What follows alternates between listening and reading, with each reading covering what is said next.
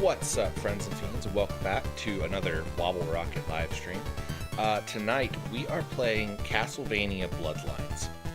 This game originally came out in 1994 for the Sega Genesis, which makes it one of the few Castlevania games actually released for a Sega system. I picked up the Castlevania Anniversary Collection just the other day. It's got this game, and it's got a whole bunch of the other games that I usually play on my stream through an NES emulator.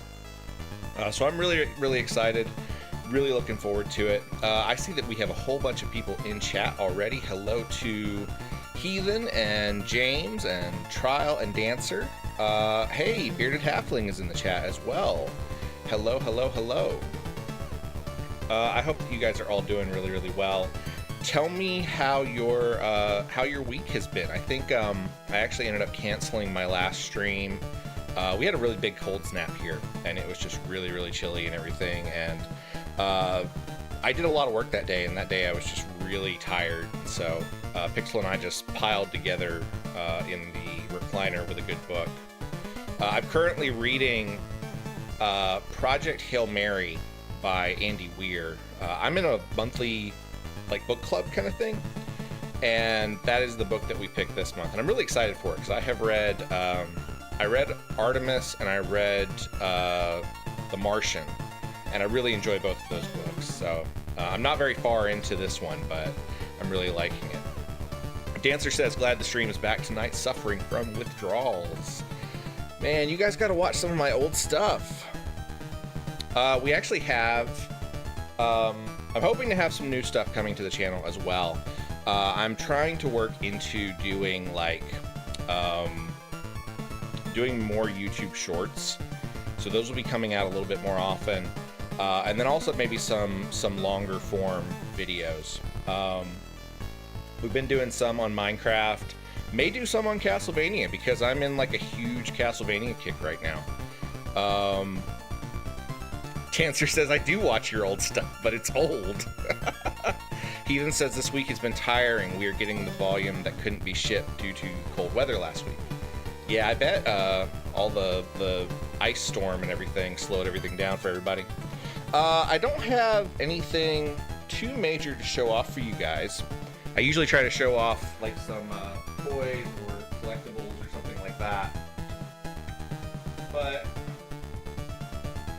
I was rearranging my shelf earlier, and I've shown these guys off on stream before, but these are, I can never remember, it's either Fuzzy Bones or Furry Bones. I think they're Furry Bones is the name of them, but they are these little figures. They're all skeletons, and they're all in different costumes, and I've got a few of them. So I've got this one that's got a fox. He's holding a chicken. I like him. I've got the mummy.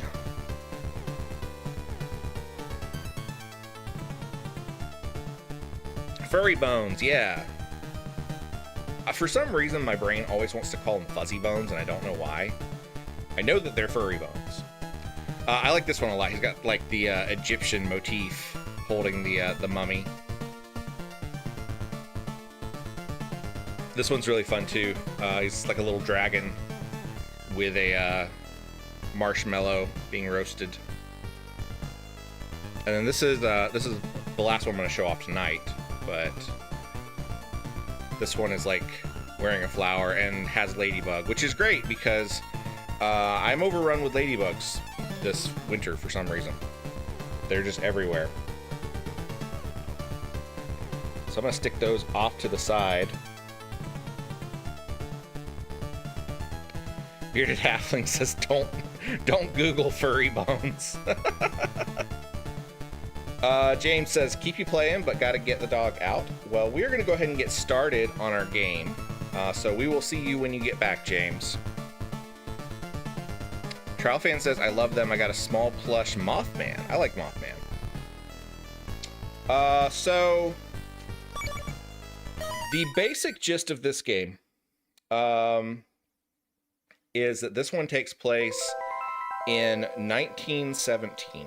So it's quite a bit later than a lot of the Castlevania games.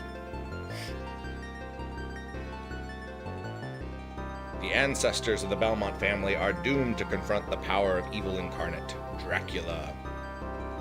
In 1917, a countess sought to revive the long-dead spirit of the vampire. Her name was Elizabeth Bartley. To revive him, she needed to travel all over Europe, enlisting help from all the powers of darkness. Two young vampire hunters set out to fulfill their destiny, push back the evil hordes, and drive the vampire back into his dark netherworld.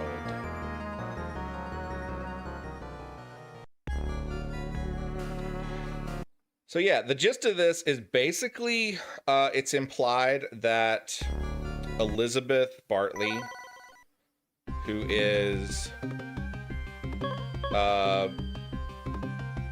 basically based on, is it actually Elizabeth Bartley? Is that her real name? There was actually a countess who supposedly bathed in the blood of maidens and all that kind of stuff. That was probably just like propaganda from people who were trying to unseat her, but supposedly that was a thing. And so they've turned her into a vampire in this. But the gist of it is that she is the niece of Dracula, and she is trying to revive him and using all of the torment and war of World War I to do so. This game's really cool because it has two playable characters. It has John Morris, who plays like most of your Belmonts. He has a whip. And then it has Eric Lecarde, who is a new character that we've never seen before in the series, and he has a spear. We're gonna go with John for the first run through just to familiarize ourselves with it. This game actually has some pretty interesting connections to Bram Stoker's Dracula, the novel, and it is Bathory. That's it, Elizabeth Bathory. That's the one I was thinking of. They call her Elizabeth Bartley in this. Thank you, Bearded Halfling, for that.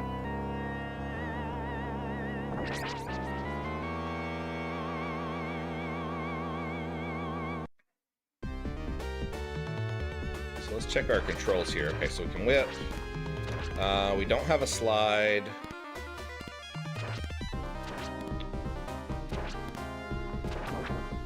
Okay, we can whip diagonally, but apparently only while jumping. This game was designed for the Sega Genesis, and because of that, it kind of has, you know, it's got some different aspects to it than the like Sega or the Super NES games.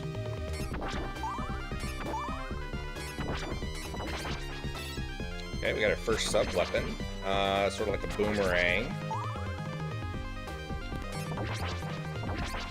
It looks like the gems that we pick up are taking the place of hearts.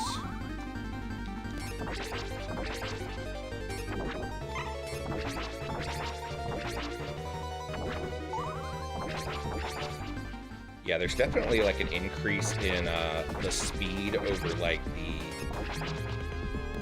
Super NES games, and like even the Nintendo games. There's a lot more creatures on screen and stuff like that.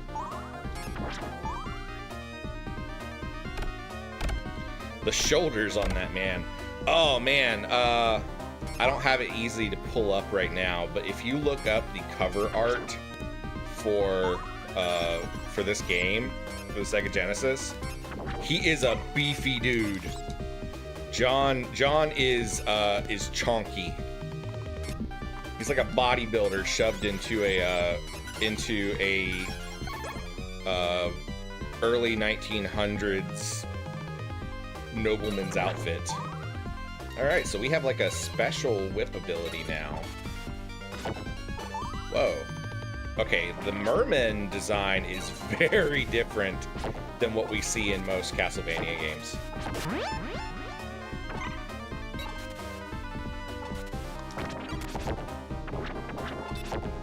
Okay.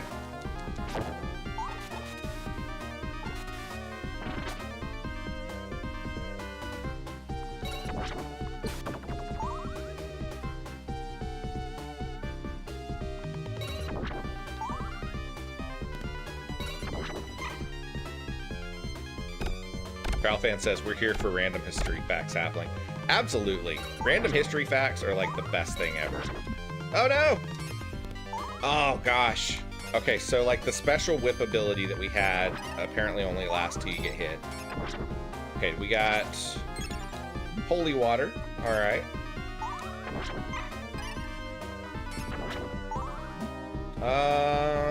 Let's stick with the holy water.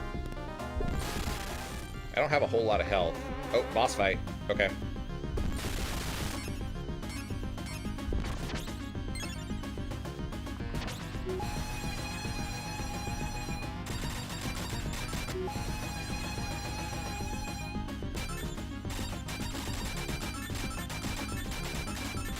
Oh, okay, that didn't go well.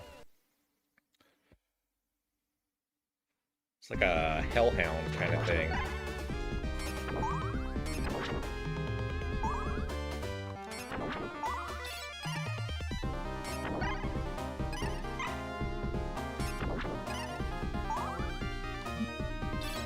Oh, well, I wasn't planning on grabbing that, but that'll work.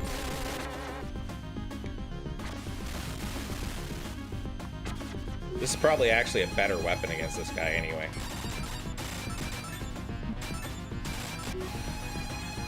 Okay, I'm not a fan of the glass shards. It doesn't seem like it's very easy to dodge those.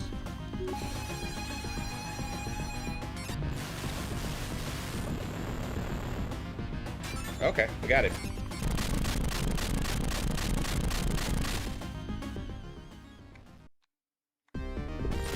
Oh, we don't get a health restore orb in this one.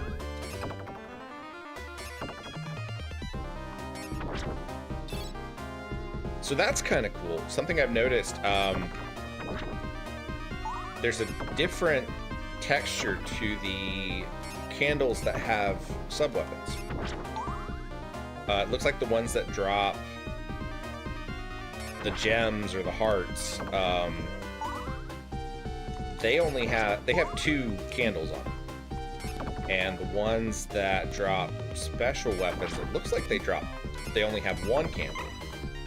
Let's see if we can test that again when we get close to one.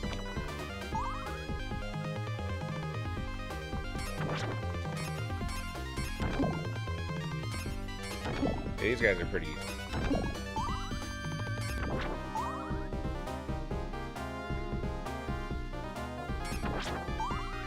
Okay, so here's one that only has 1 candle. I think it's probably going to have a sub-weapon. Aha! It did. It has the holy water. Cool.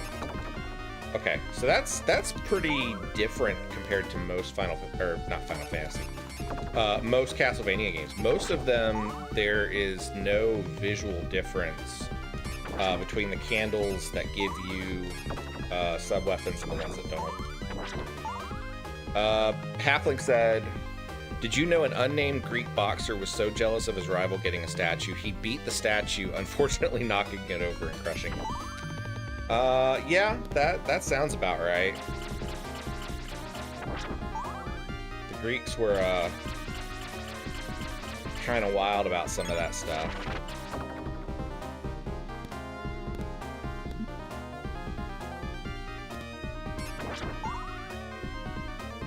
This is also one of those games that adds different, what hit me? I think I got hit by a skeleton bone or something.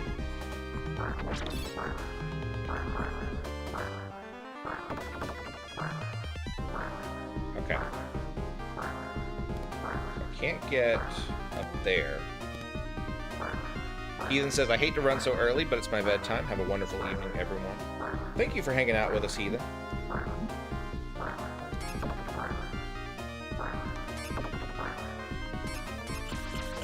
That's scary. No, go away.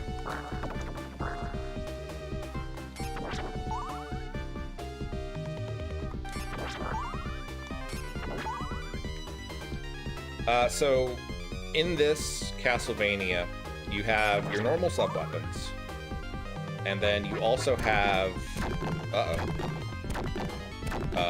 falling bridge things. Falling skeleton bridge things. Not great. Okay, we got a slightly longer whip now.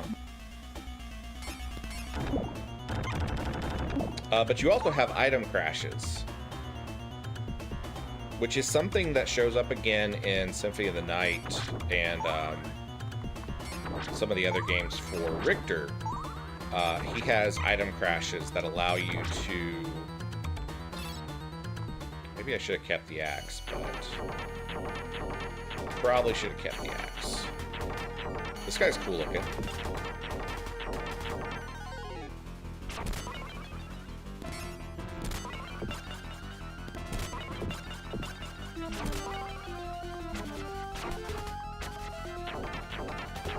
I'm not getting a damage flash on this guy, so I can't tell if I'm actually hurting him or not. And he got me in a corner and I died. Terribly. Game over. Okay, not bad for the first run. We made it to the second boss at least. I want to try Eric, because he's the other character. I want to see if he plays differently.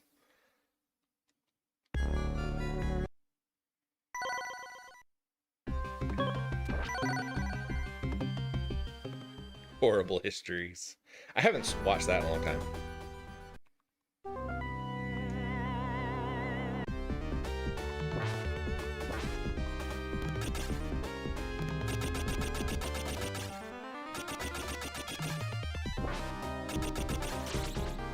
Okay, that's cool. So if you press down and you charge it up, he'll do like a super jump.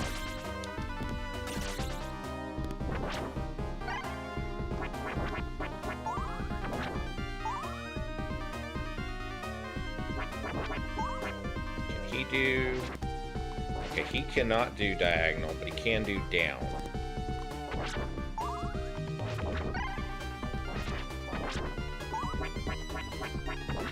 Can John do the super jump thing? I'm not sure.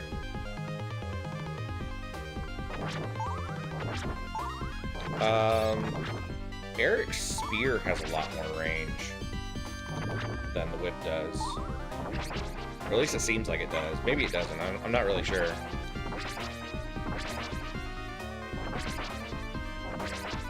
I like the detail that some of these zombies have like flies around them. I think that's fun. Bearded halfling. Also, that is not how you use a spear.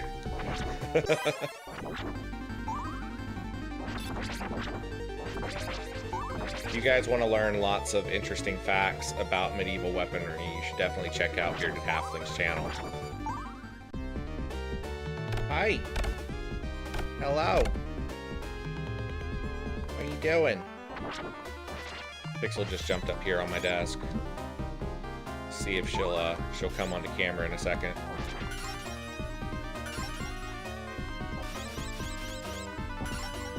Okay, so the magic book is what gives us our fancy stuff.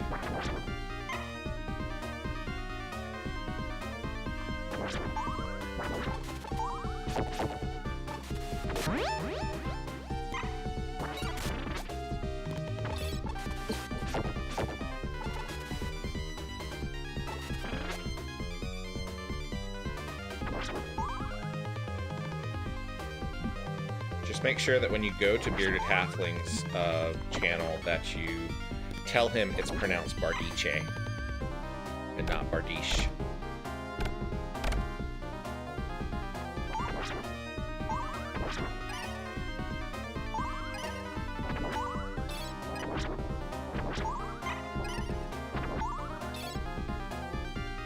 Alright, so we're gonna fight this guy again.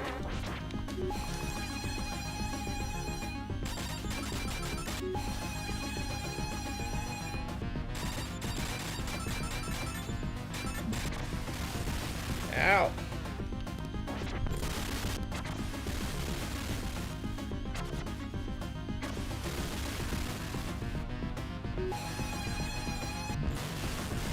Alright, we got it.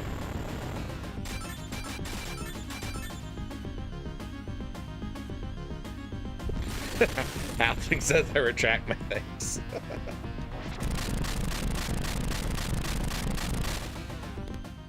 I'm not sure if you actually can avoid the falling glass there.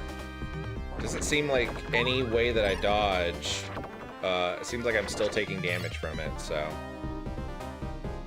James says, heading out, I heard takes... Heading out, I heard takes place in the 70s, and thought, of course, the vampires are doing disco now.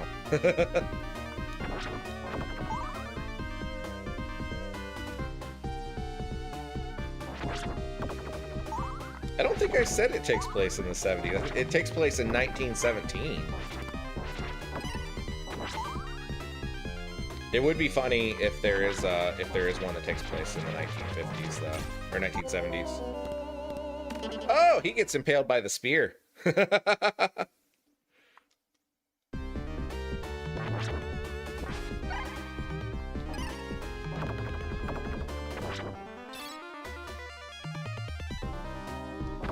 Vampires invented swing.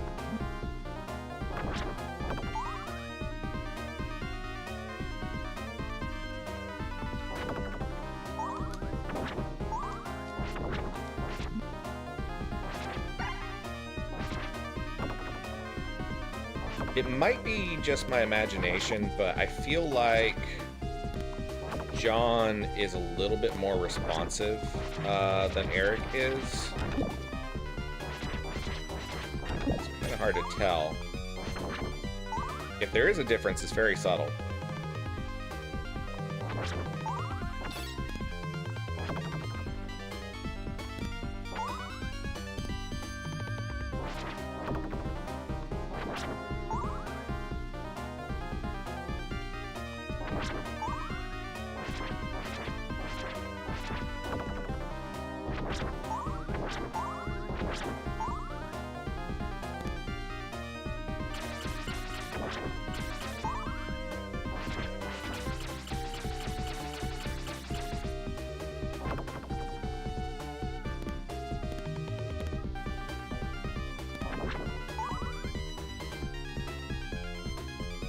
There we go.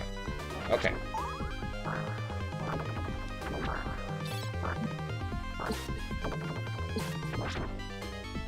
See, I don't understand how you're supposed to get... Oh, wait.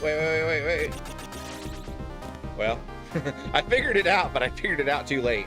I think it had already disappeared. Trial Fan says, have you seen Love at First Bite, 70s vampire disco? I don't think I've seen that one.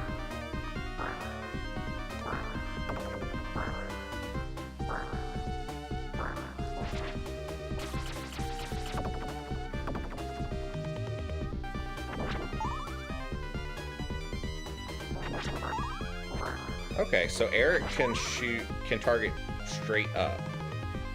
I like how they kind of differentiated the two characters. That's pretty cool.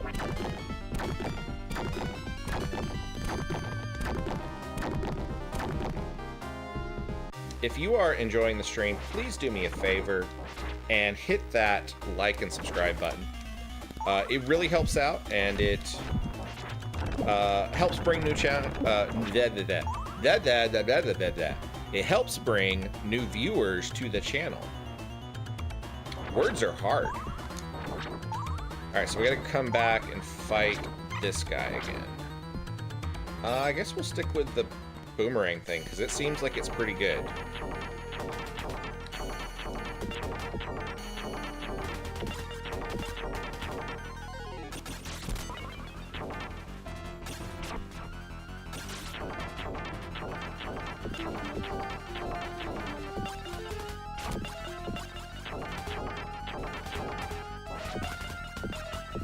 Okay, so I knocked his axe away.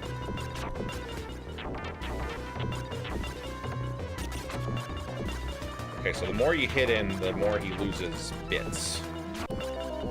What? No! Oh gosh, he got me. Trial Fan says you have to watch it. We should do, maybe someday we'll do like a vampire movie marathon or something for our Discord. Speaking of Discord, we actually have a movie night coming up where we will be watching Adventures in Babysitting, which is from 1987. And I have not seen it in many, many years, but it's a really, really good film. We did a vote on Discord of what movie we wanted to watch this month, and that was the top contender. Came in just behind the 2001 anime adaptation of Metropolis, which I would like to see at some point, but the only version I have found of it is in Japanese, which is fine. I don't mind it, but it does mean you have to read subtitles. I'm all out of gems, so I just gotta whack this guy.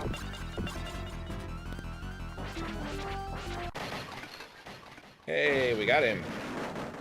Perfect. Oh, okay. So we do get... Oh! So the Hellhound thing was just a mini-boss. That's why we didn't get a life gem from it. Got it. So yeah, this game has a password system, which I'm not really going to pay attention to because I hate password systems in these kind of games. But it does not save your progress as it goes. However, because we are playing on the, we are actually playing on the Castlevania Anniversary Collection, we can save our progress. So screw those guys.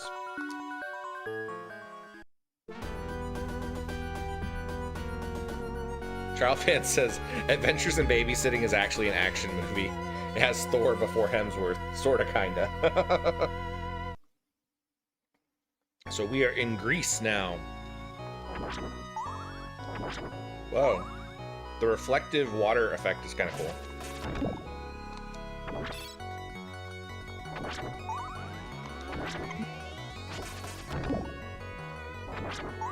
So far, it seems like this game only has 3 different sub-weapons. The axe, the holy water, and the boomerang. I haven't seen anything else.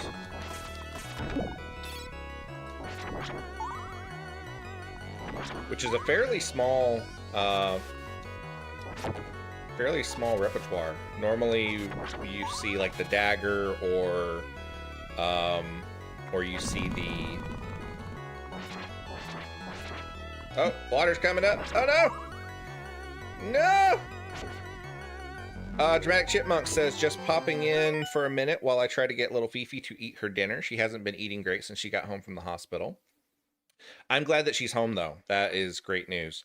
Chipmunk says she's hanging in there, but still very sick and it's not out of the woods. But at least she's home with me. That is good to hear. I am glad. I hope that she continues recovering well.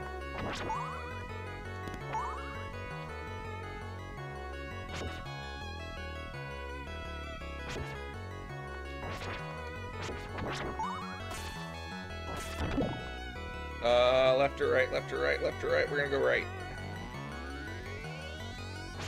No! Okay, don't go right, go left. Hi, Pixel. Speaking of cat friends, here is Pixel, who is... She's been pretty good today. We haven't terrorized the house too much. Dramatic Chipmunk says she's got a restricted diet because she's diabetic, but we're trying everything she's allowed to have. She's eating some, but very slowly. Well, that is a good sign, and hopefully she will continue to improve. Pixel says hello. We have an awful lot of cat lovers in our Discord. I was thinking about that the other day, that like collectively I think we have over 20 cats.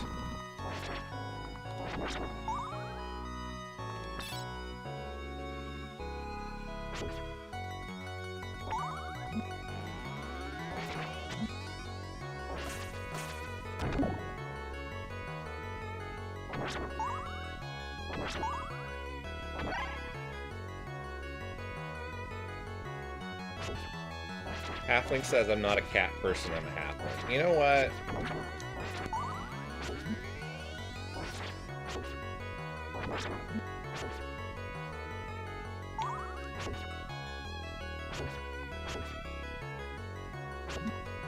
Okay, I'm not liking that I can get to the top of the screen and I can't see these, guys very well.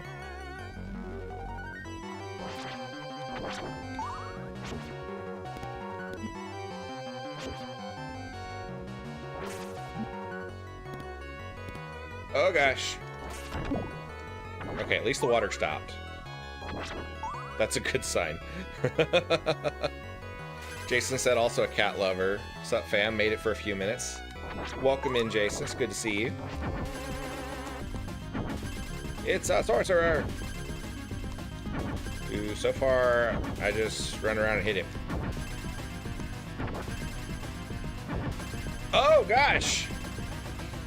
The water keeps rising. Why is the water rising? I don't like it.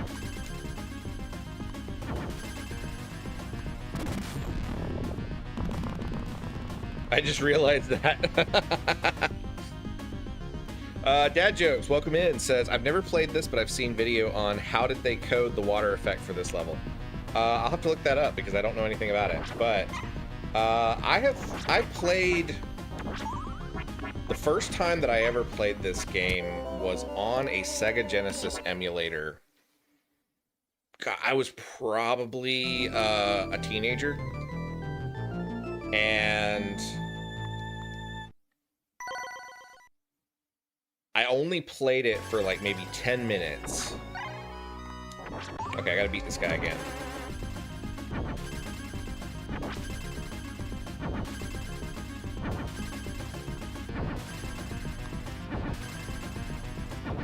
Honestly, as long as you're fairly quick about it, I guess you can't really lose.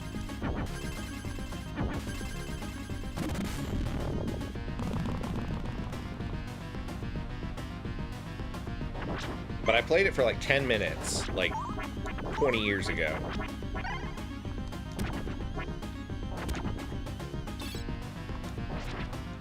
Oh, we got a bad guy.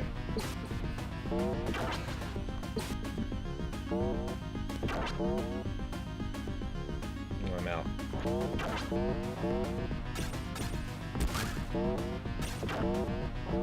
Why don't you stay fairly close to him? He can't really hit you with the spike ball.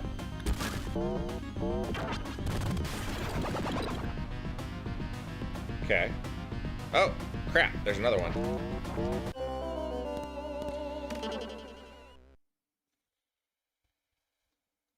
Bearded Halfling said also, why didn't that water guy just float a little bit higher before making it rain? You know, because there's only so much vertical real estate on the Sega Genesis. That's why. Halfling says, a Scotty and a miniature Schnauzer. He's a puppy. You need to drop some pictures in our Discord so that we can see the Scotty and the miniature Schnauzer.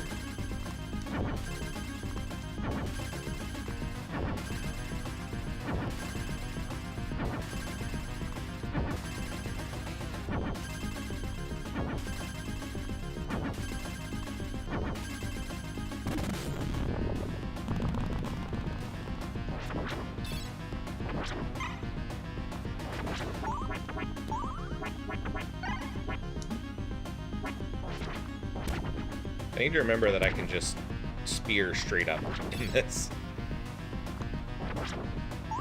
I feel like I probably would do better here avoiding the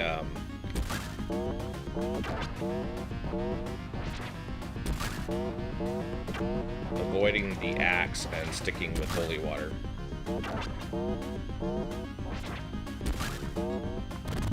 Okay, we got that one. Now the guy with the axe is going to come through.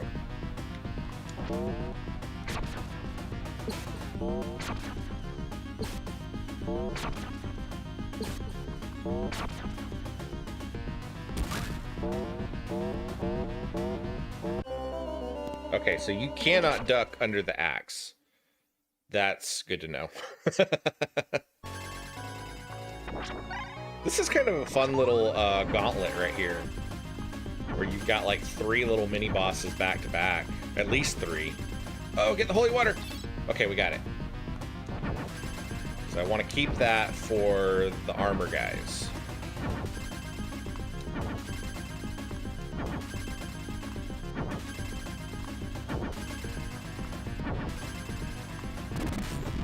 Trowfan says, anyone watching A Knight of Seven Kingdoms? Love it. I have not watched it yet. That's the one that's like the prequel to Game of Thrones, right? Okay, I don't want the axe.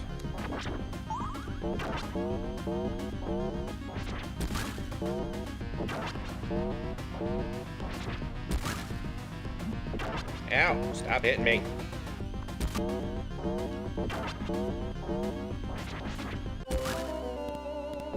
That's the opposite of stop hitting me. That's stomp on my face and murder me dead.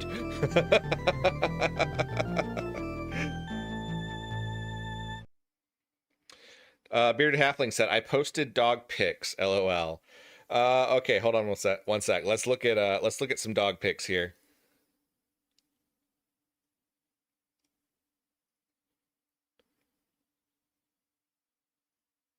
Give me 1 second.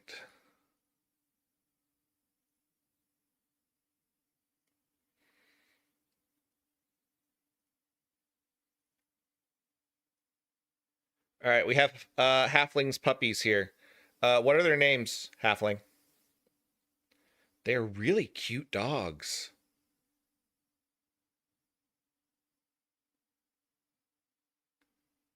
Oh, I love them. They look cozy.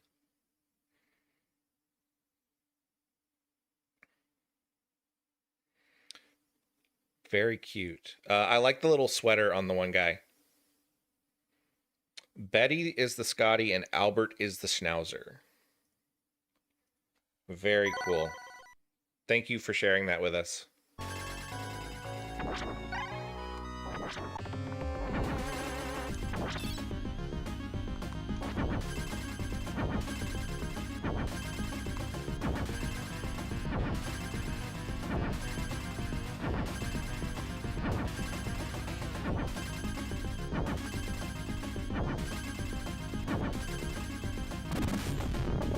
Alright, we got these guys. Let's move my cursor off of here.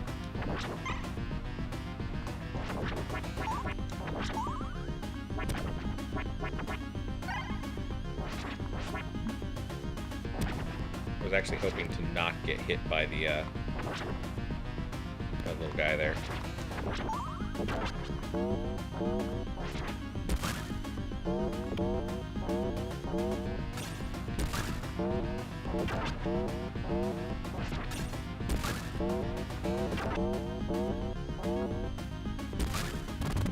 Okay, we got that one.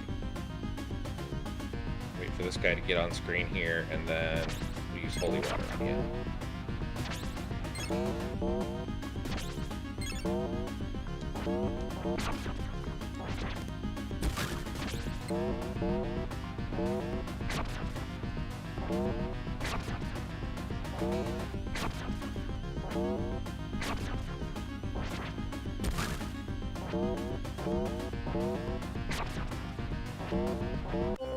Dang it.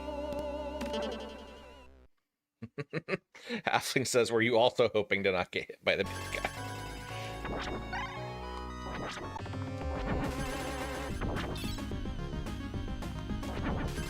We did better that time.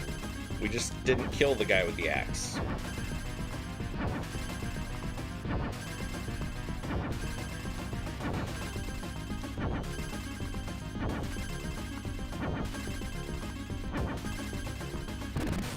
All right, there we go. We got it.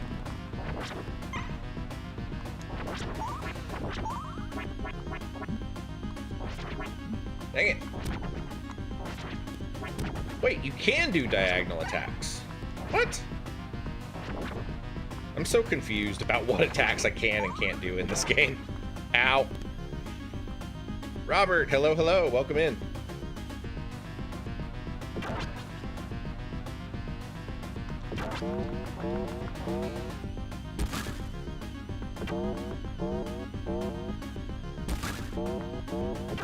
I really wish this game had like a slide or a dash or something. And not get stomped on the face.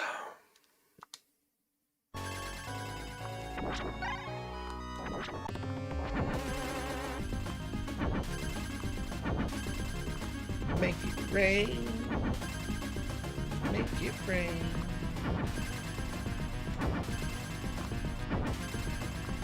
Rat Chipmunk says, alright, I need to be moving on to focus on Fifi. Catch you all later. Give Fifi lots of love, and I hope that she continues to improve. Thanks for hanging out with us, Chipmunk.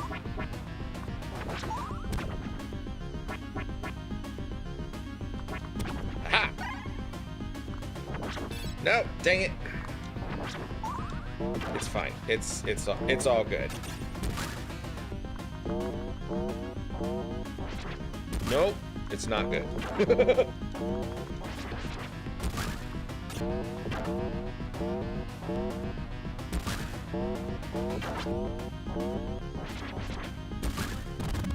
Okay, there we go. Got it.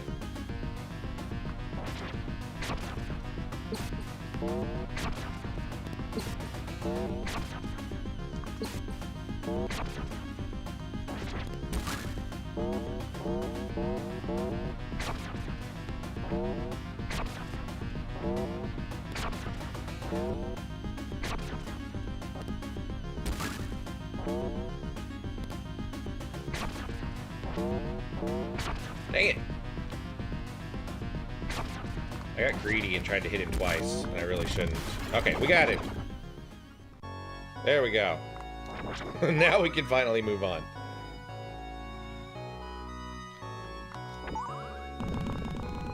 Oh, the water's going down this time.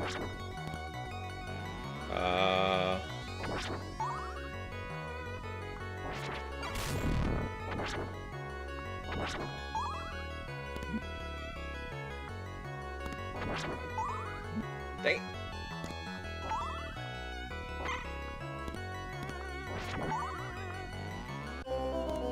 Okay, so you do still take damage in the water, I guess. Dad Joke says diagonal attack, game-changing ability unlocked. Jason says Genesis does what Nintendo don't. I remember those commercials. Back in the day, like the advertising war between Super NES and the Genesis, those were wild. Like, they were brutal towards each other.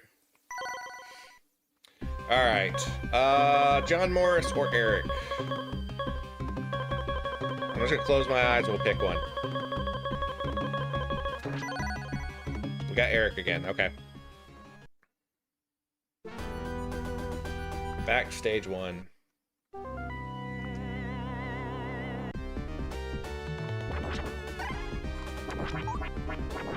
I really like this game so far. Like, I think this is going to come up there as one of my favorites, as far as classic Castlevanias go.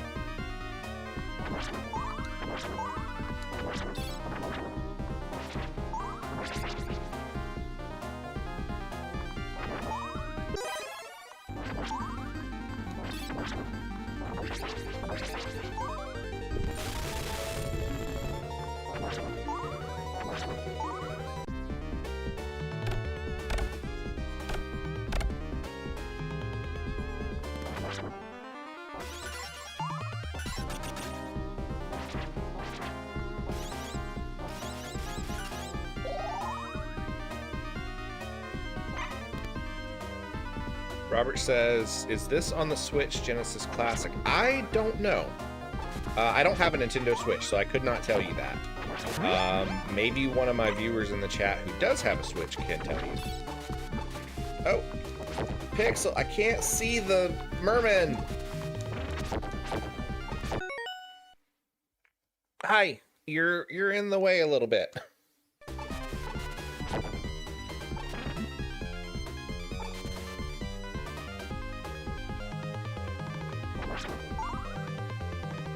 I would honestly be kind of surprised if it's not on there, but Konami can be a little bit weird about their licensing sometimes, so I'm not really sure. Alright, so we're going to fight this guy again, and I want to see if there's anything I can do to avoid getting hit by the glass.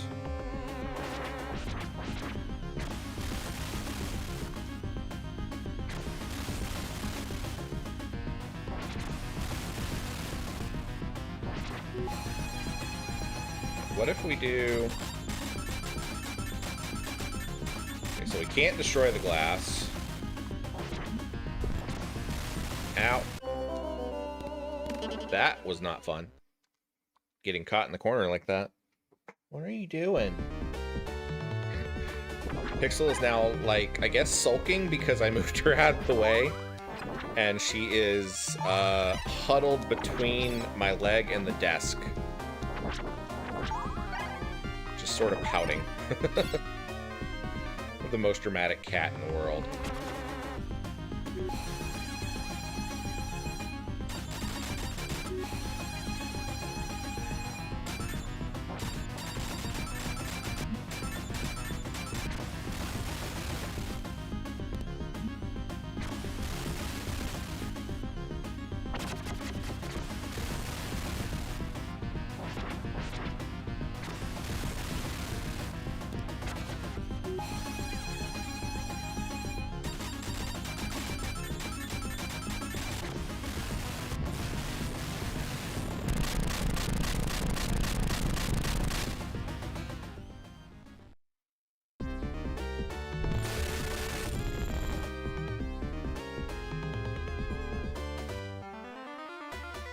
Alright, we took out the mini-boss.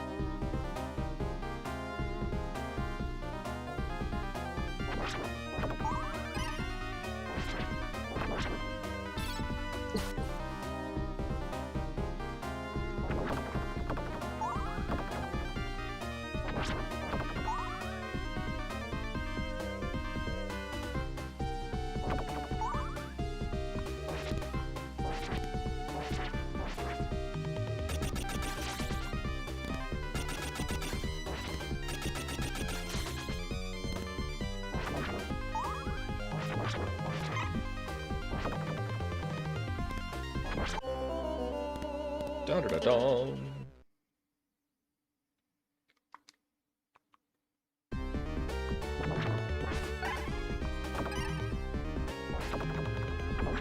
I think I remember reading somewhere that in the original US release of this game, the animation of his spear like spiraling into the air and then stabbing him was cut out, and they just have the spear like spiral off screen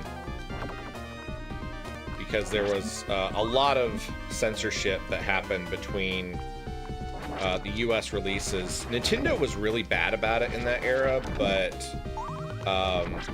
you know, Sega was too, just to a lesser extent.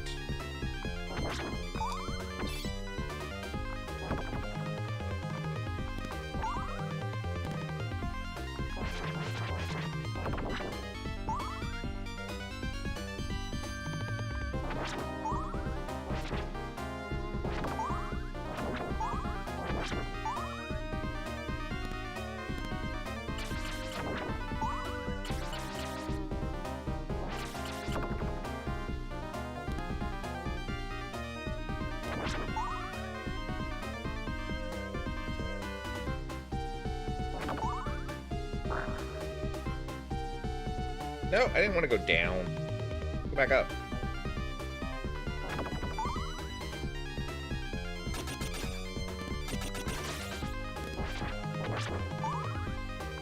I feel like there should be more up here than just that.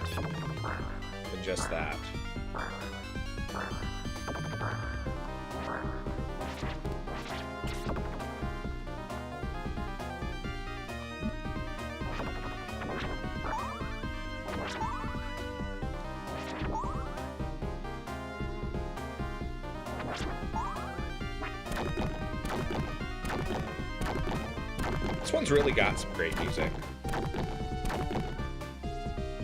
I mean, I don't honestly know of a Castlevania game that doesn't have great music, but the music in Bloodlines is really good.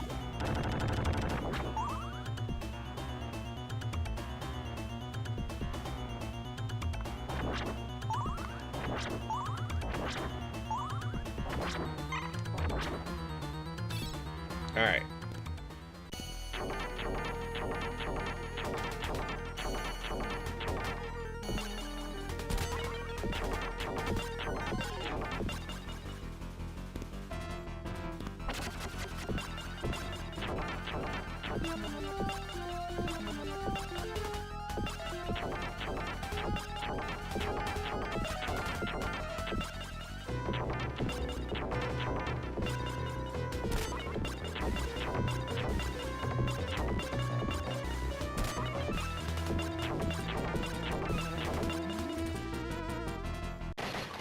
Got him. Jason says, well, have fun, you crazy kids. Thanks for hanging out with us, Jason. Always good to see you. Stage 1 cleared.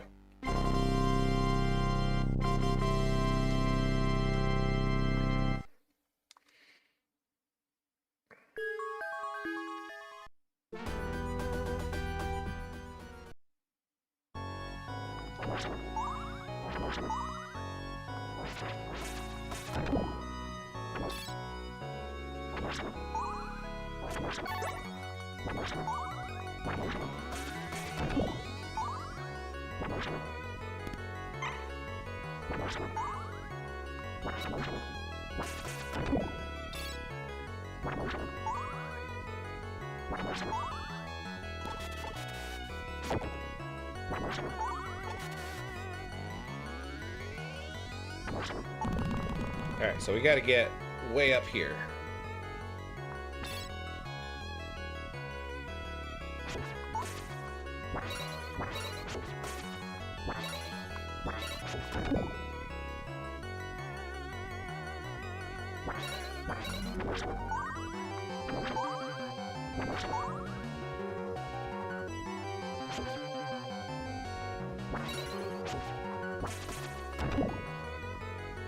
Best Dad Joke says, that's the mug from the Discord. I saw it live. It is. Oh, no! Yeah, this is my $3 skeleton mug that I got at Dollar General on the after Halloween sales, and I love it. It's the closest thing to a Castlevania mug that I have, to be honest. So I try to use it whenever I'm streaming Castlevania.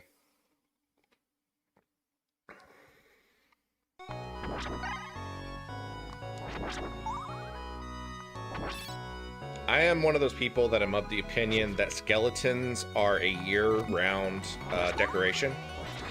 As you can probably tell by, well, he's off camera right now, but Mr. Bob Skellington in the background of my videos.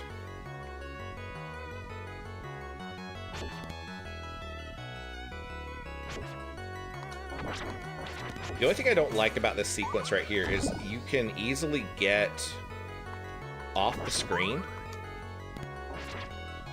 You can climb too fast, too high, and you can get into situations like that where you are getting hit by the enemy and you can't see them at all.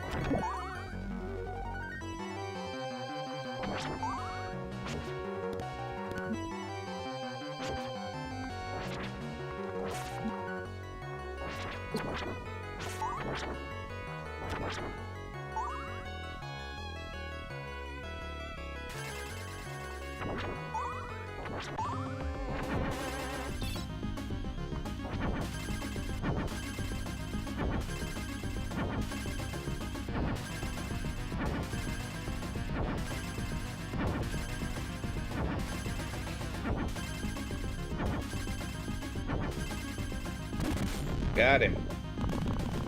He's pretty easy. Like, there's not really a way to screw that one up. Unless you just, you know, pace around and don't do anything the way you're supposed to.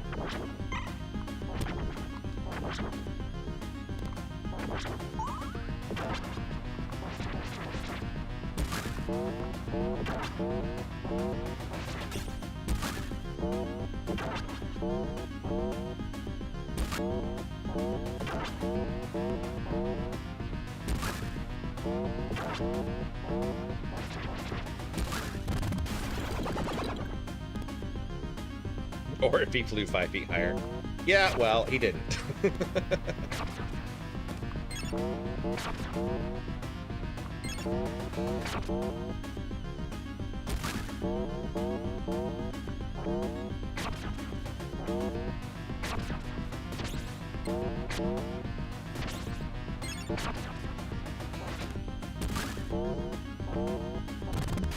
it. I have 2 health left, though, so don't get your hopes up.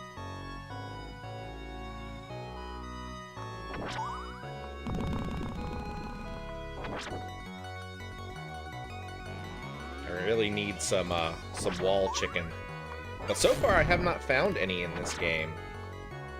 The only breakable wall that I've found was that one near the beginning. And it had, like, a power-up for the weapon. Game over.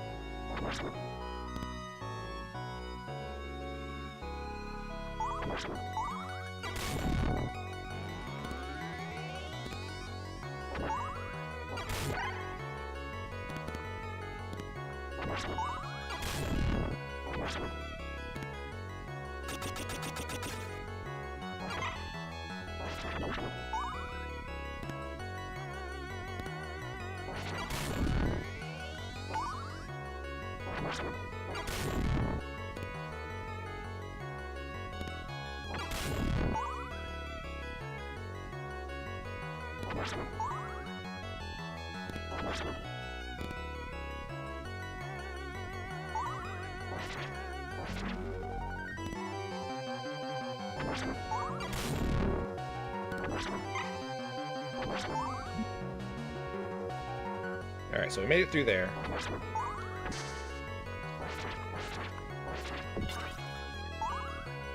I really could use a sub-weapon right about now. What's this one? Axe. Okay, that'll work. We'll take it. Okay, that's cool. Oh.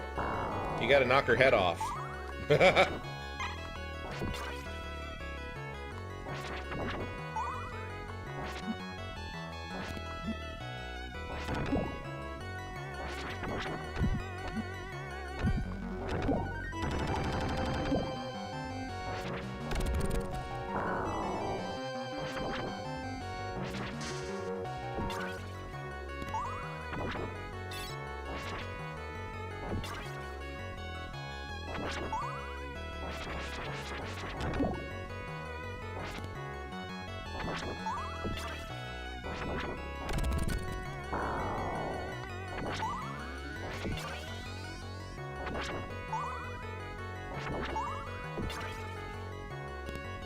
This is kind of an interesting level.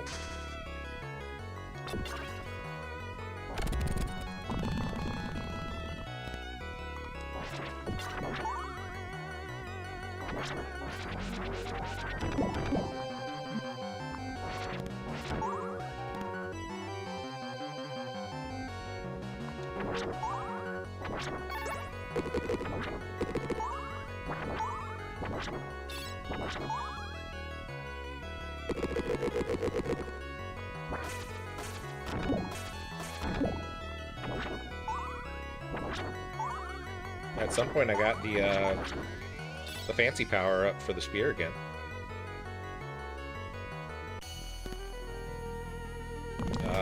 Boss fight? Seems like a boss fight. Don't have a whole lot of health.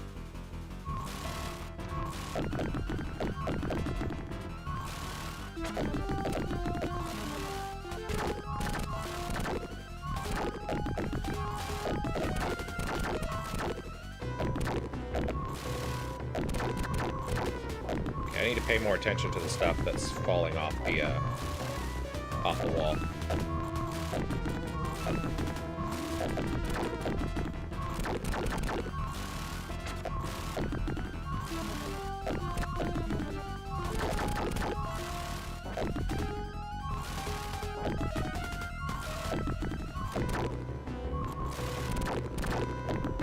No! Ah. I jumped too close to him and he stepped on me. I'm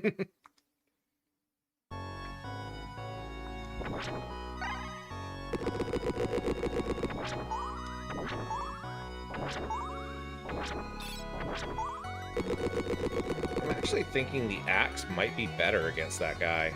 I don't know if it hits him multiple times, though.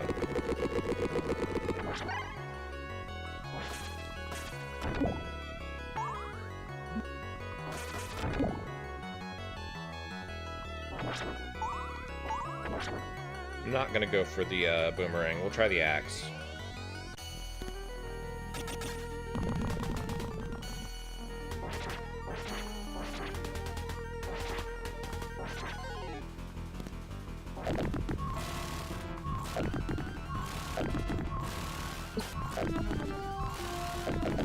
Okay, yeah, the axe is definitely a better weapon here.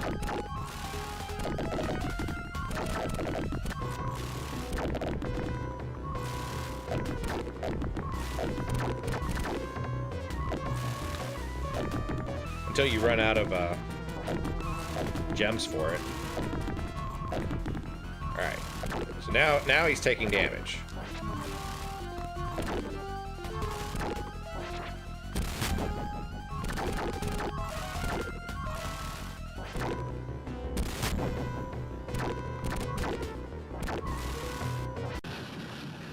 Got him. Stone Homie! Hello, hello. Welcome in.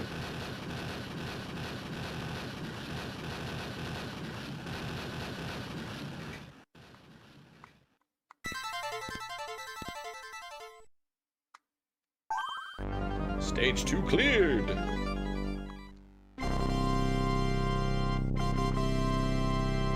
It's only taken us an hour and 15 minutes to get through stage 2. Not bad for a first try, I guess. Where are we going now? We're going to the Leaning Tower of Pisa in Italy.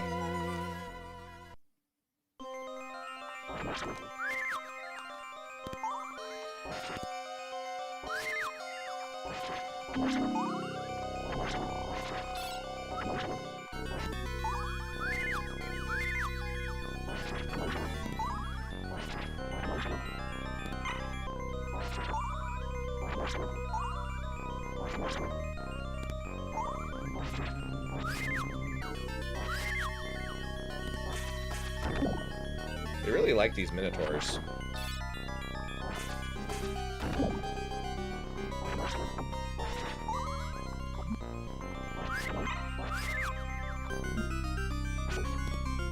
Let's try to not die to these guys.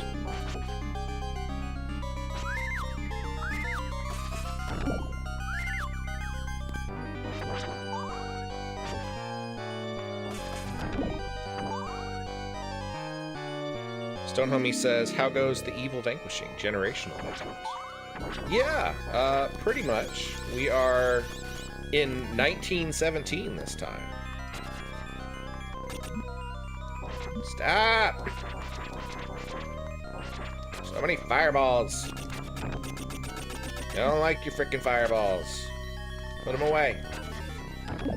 Thank you.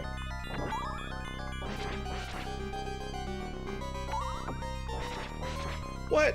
Oh, that's dumb. You can't do the you can't do the vertical attack when you're on the stairs. That sucks. You know what else sucks? Is leaping off of things when you don't mean to. That also sucks.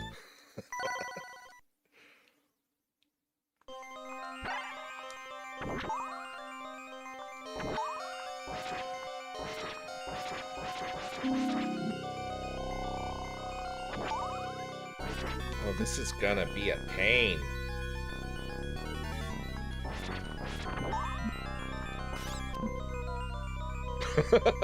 That's one way to deal with it.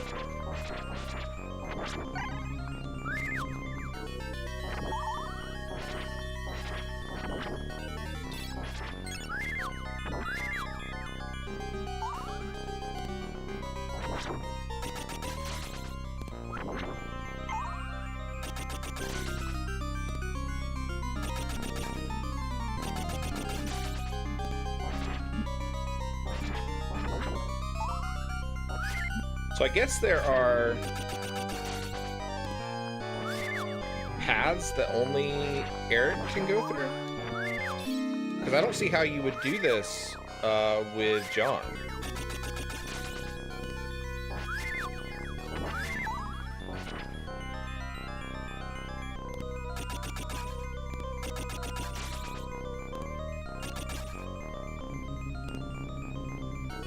I don't know. Let's go this way and find out.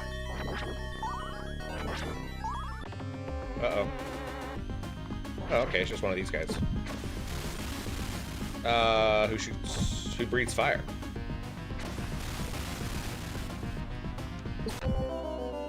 It's interesting because these guys, like, almost exactly show up in Castlevania Symphony of the Night near the end of the game.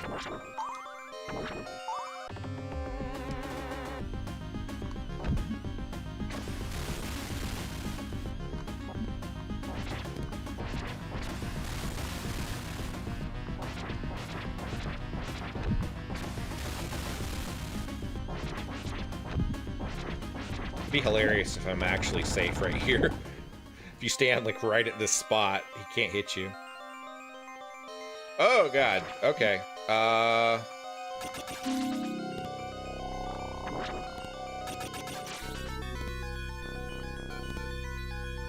Okay, that's a little disorienting.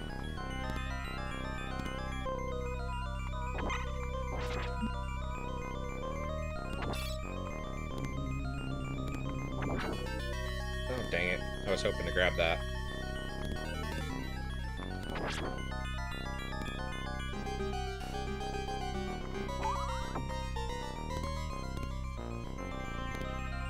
I guess it makes sense you're in the Leaning Tower of Pisa, but I'm pretty sure that the Leaning Tower is fairly stationary.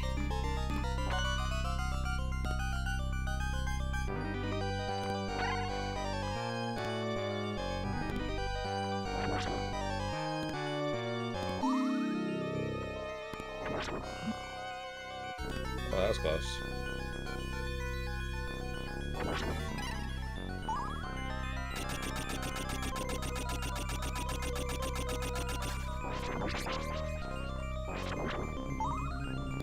It's not mommy.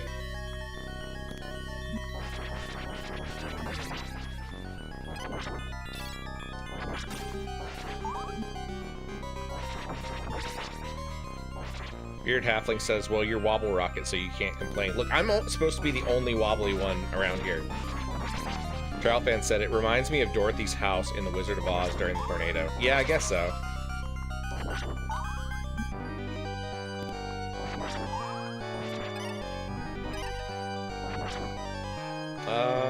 Let's go with the axe.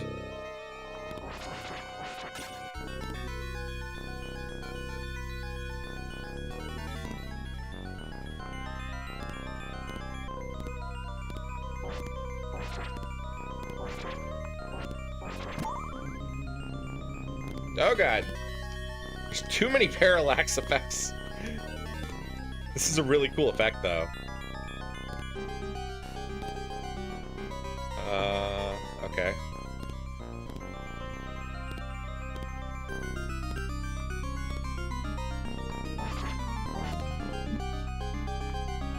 I'm gonna die. Just like that.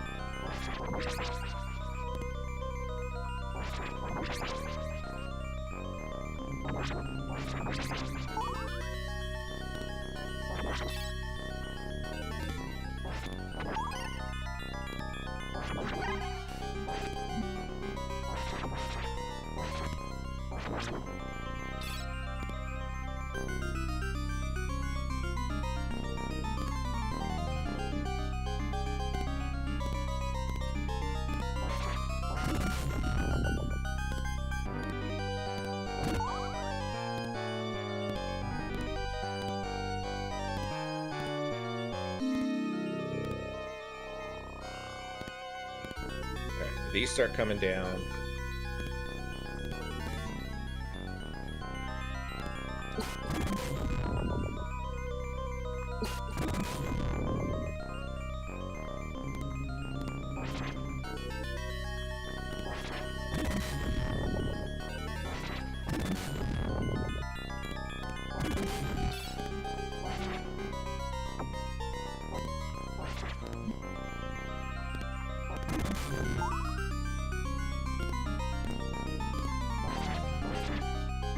This is a very cool level.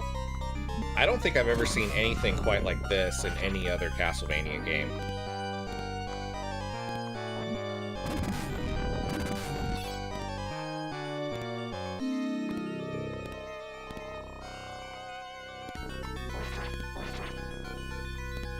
No!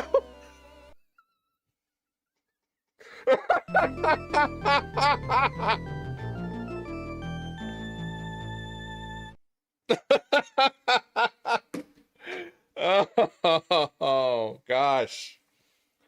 I made it all the way to the end there, and then I died. Trial fan says, oops. Oops is right. Alright, guys. I'm going to take a quick break. I'm going to get some more coffee.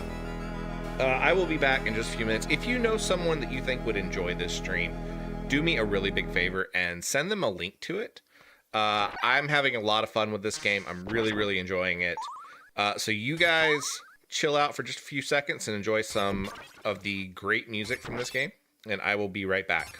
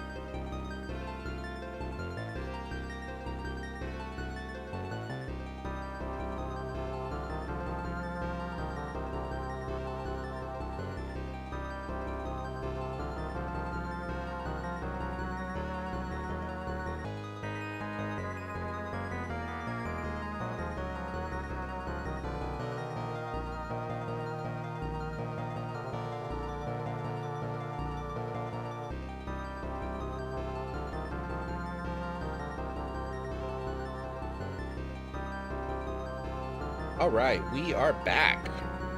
So I mentioned at the beginning of this stream that Castlevania Bloodlines ties in with Bram Stoker's Dracula.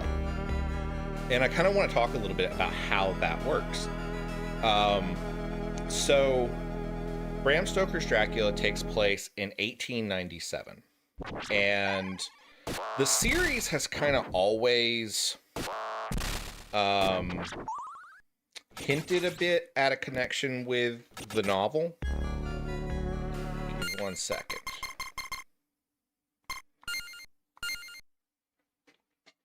Turn off the little auto, turn off the little auto music thing, or autoplay thing. So, set in 1897 is the novel, and in that book there is a character named Lucy Westenra who has 3 suitors for her attention. And one of those suitors is Quincy Morris, who is a Texan, like cattle wrangler. He's a rich guy. He's one of the suitors and one of her friends. Lucy eventually falls under Dracula's influence and gets turned into a vampire. And Quincy is one of the various characters in the novel who helps defeat Dracula. In fact, he ends up stabbing Dracula in the chest with his Bowie knife, and that is sort of like the turning point of the final battle. So what Konami did with this game is they take the character of Quincy Morris and they made him a distant relation of the Belmont clan, you know, Simon Belmont and Richter Belmont, that we see throughout all of the other Castlevania games. Quincy is, according to Konami's internal lore, Quincy is a descendant of a guy named Lloyd Morris, who we never see, and Anne Belmont, who is like Trevor Belmont's daughter from Castlevania 3 Dracula's Curse. And the plot line is, if you watched my Castlevania Symphony of the Night playthrough, you know that Richter Belmont gets turned to evil by the Dark Priest Shaft, and afterwards Richter never has kids, as far as we know. It's never been released in any game. So what happens is he gives up the vampire killer whip, which has been passed down through the generations, and it passes to the Morris clan. And so eventually it ends up with John Morris, who is the son of Quincy Morris from Bram Stoker's Dracula. We actually end up playing another Morris in another game, which is Castlevania Portrait of Ruin for the Nintendo DS, who is John Morris's son. And we kind of learn that although John can use the whip, it takes a toll on his lifespan, and after this game ends, he ends up dying because of the drain that it does on his life. And that's sort of a big plot point in Portrait of Ruin, in that Jonathan owns the vampire killer whip, but he doesn't know how to use it because his dad didn't want to teach him because he knew it would drain his lifespan. So that is sort of where this all ties together. There are other characters throughout the series who are connected, at least by name, to the Castlevania, or to the Bram Stoker's novel. You're gonna break that. Please don't. Pixel is back to her usual form of tearing things up. So what was I saying? There are other characters throughout the series who are named after characters in the book. Most notably, in Aria of Sorrow, there's a character named Mina, although she is not the same Mina from the book. There was a mobile game for Castlevania called Grimoire of Souls, and there's a character in there named Seward, and several other characters throughout the series are named after characters from the book. In fact, Jonathan Morris from Portrait of Ruin may in fact not only be named after his dad, but be named after Jonathan Harker from the novel.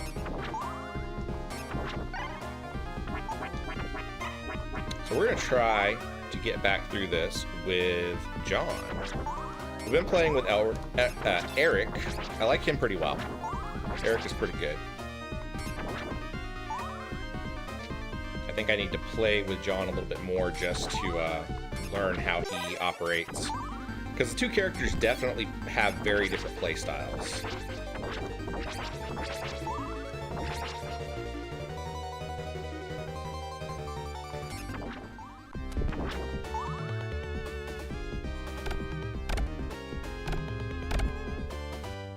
Gotta move my cursor again.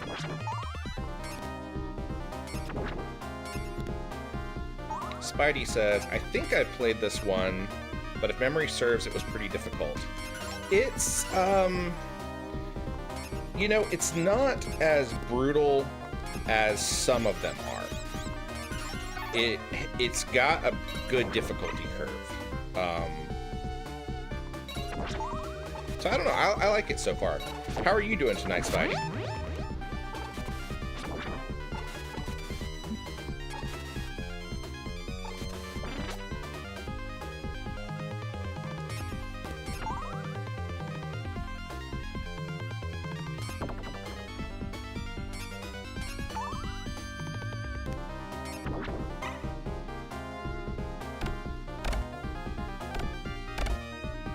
Spidey says, doing okay. How are things in your world?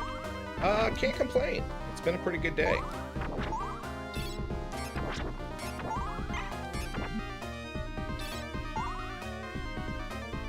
Alright, let's see if we can take this guy on again.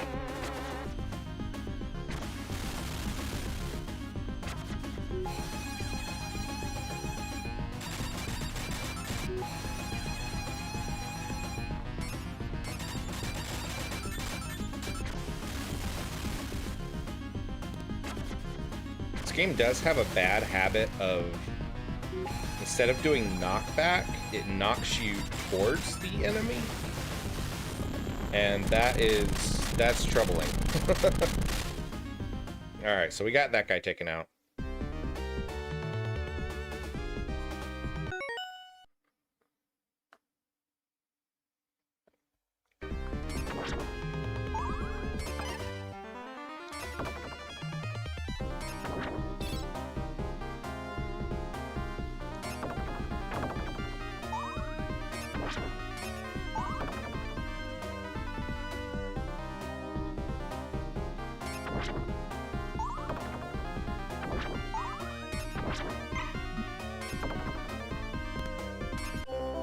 Oh no, he got me.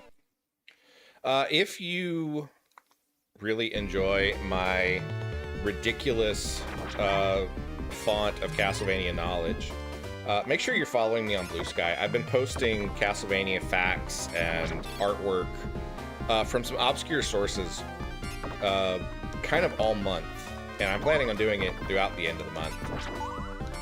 I've been posting some stuff like artwork from like Castlevania Choose Your Own Adventure books that were only published in Japan, and various, you know, lore details that aren't exactly obvious in the games.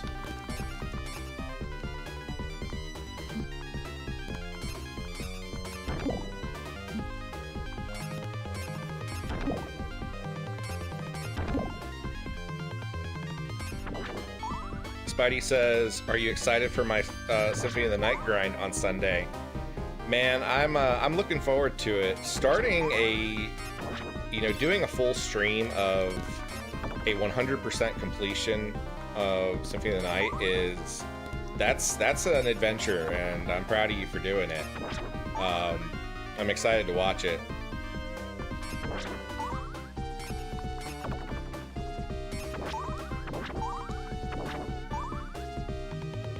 The item grind is kind of the biggest part of it, like, because you're just stuck waiting on RNG to see if you can pull it off. Oh, dang it. That was not what I wanted to do.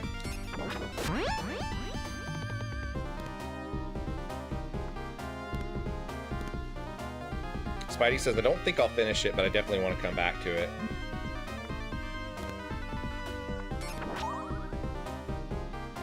Hey, look at that. We have 1 health bar.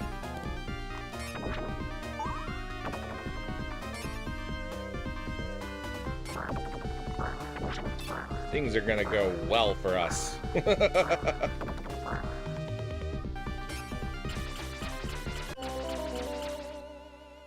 Very well.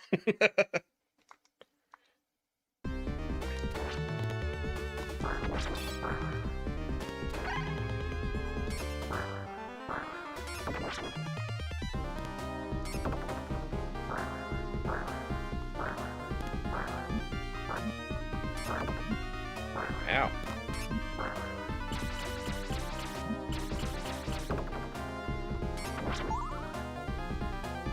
I definitely think that overall I prefer playing as Eric than playing as John. John just feels like a little bit more stiff.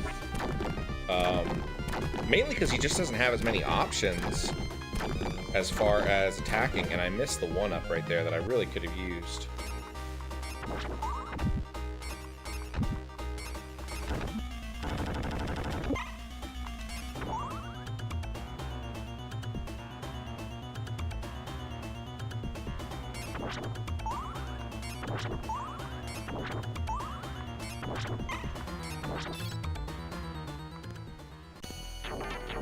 Alright, so we gotta deal with this guy again.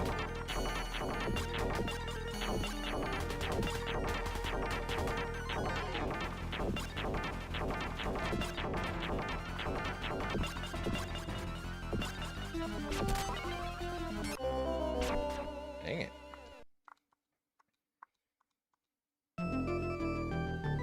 Yeah, I'm gonna swap back to Eric. I'm just not very good with John. I probably would be if I practiced with him some more. But for my playstyles, Eric just seems to be a little bit more intuitive. Another little random fact about where this game kind of sits in the continuity of the games. Eric uses something called the Alucard Spear. And in other Castlevania media, we learned that this spear is, first off, was created by Alucard, and in fact, in other games, it's called the Alucard Spear. Which lends an interesting thought to how did Eric's family get a spear named after Alucard? And it's never really confirmed. We don't really know. But my own personal fan theory is that if you go for the if you go with the good ending of Castlevania Symphony of the Night, in that good ending, Alucard and Maria, it's implied that they basically get together. And it is more or less implied as well that although Eric is from Spain, he's of French descent. So my theory is that the Lecarde family is actually the descendants of Alucard and Maria Renard from Castlevania Symphony of the Night. I don't have any proof of that. It's just kind of my own personal fan theory of how that spear created by Alucard would have ended up in the family of Eric Lecarde.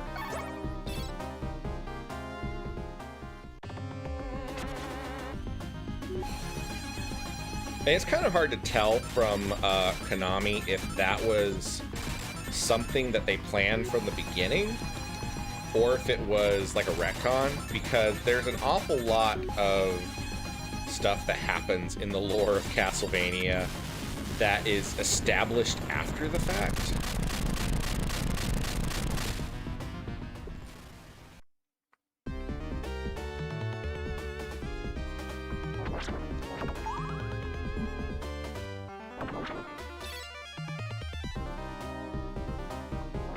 Because like this game came out in 1994, which puts it a couple of years before Symphony of the Night. Which, I mean, Symphony of the Night came out in 97, so not a huge difference. They definitely could have been planning the storyline internally.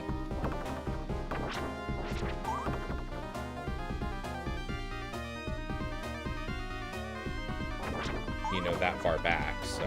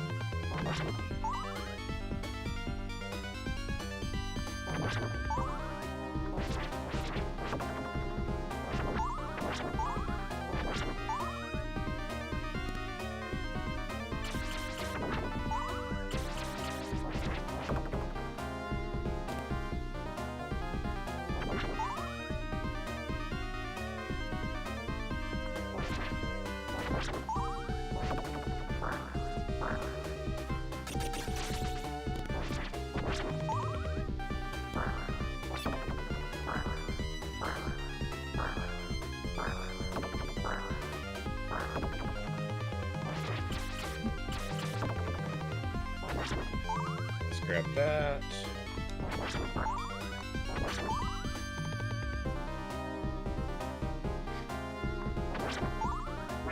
Make sure we get the one up on the way here.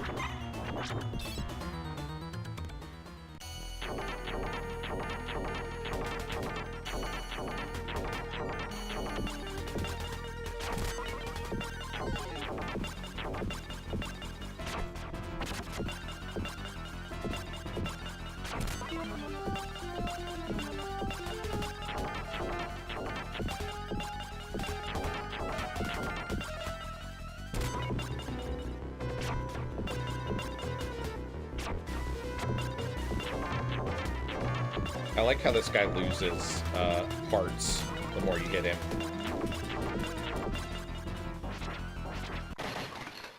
Got him.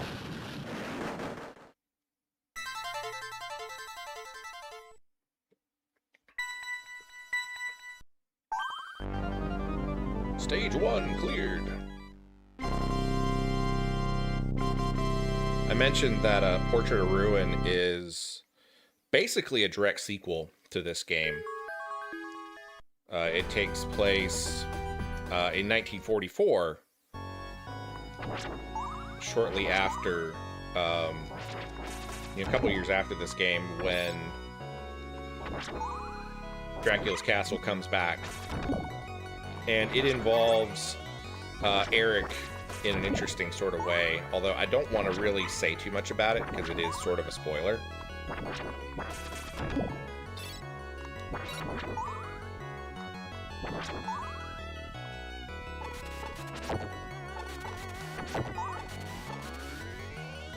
I do want to stream Portrait of Ruin at some point. I need to pick up the Dominus collection for Castlevania. I did get when I got this one, I got the Anniversary Collection. I also picked up the Advanced Collection, which has Circle of the Moon, Harmony of Dissonance, and Aria of Sorrow. And I'm really excited to get through those. I've played all those, I've beaten all of them. It's been a really long time. Actually, you know, now that I think about it, I don't know if I ever actually beat Circle of the Moon. I know I played it, but I don't know if I ever completed it. Spidey says, I played Portrait of Ruin, even beaten it back when it was on the DS. It's one of my favorites. If I am just sitting down to play one of the... Stop hitting me. If I'm just sitting down to play one of the Metroidvania-style Castlevanias, it's usually going to be Portrait of Ruin or Symphony of the Night.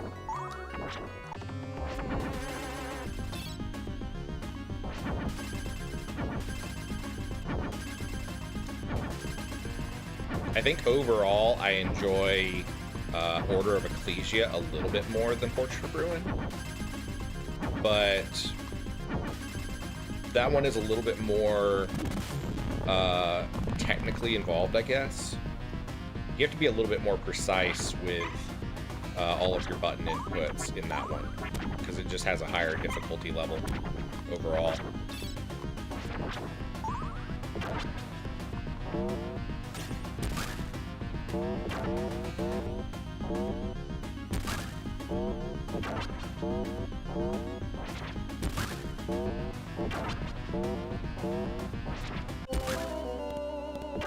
Dang it.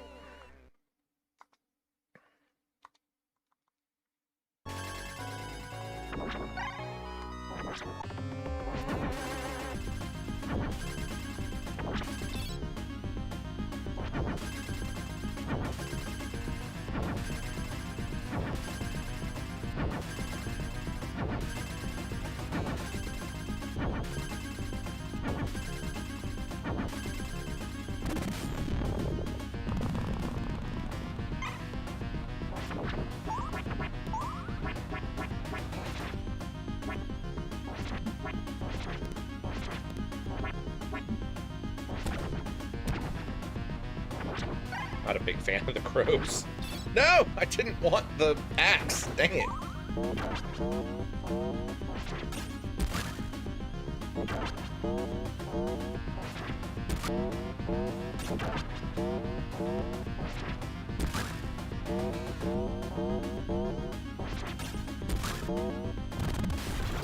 Got that one. Now the guy with the axe is going to come in.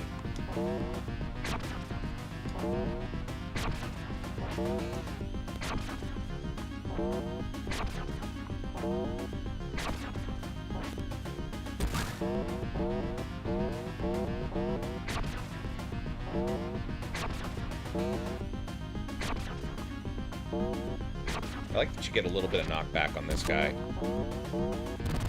Okay, we got him too. Whew.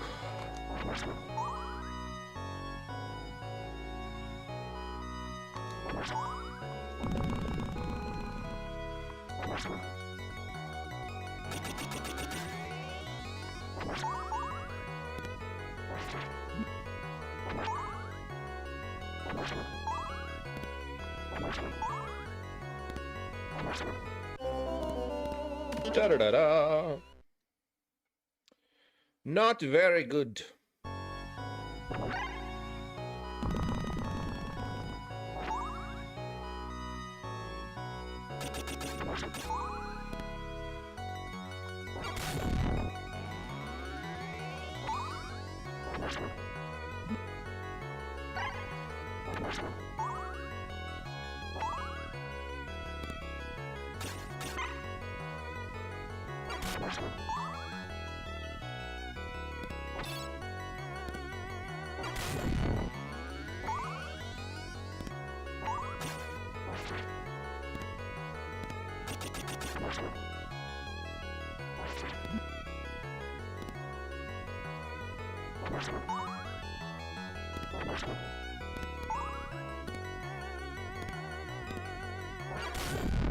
We got that one.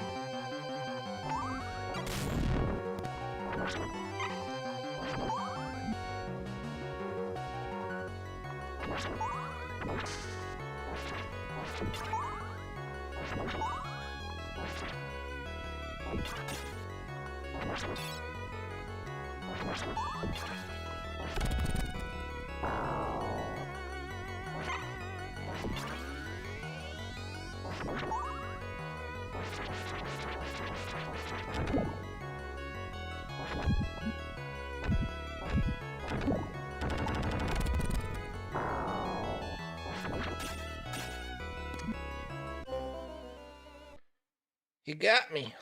Knocked me off the edge.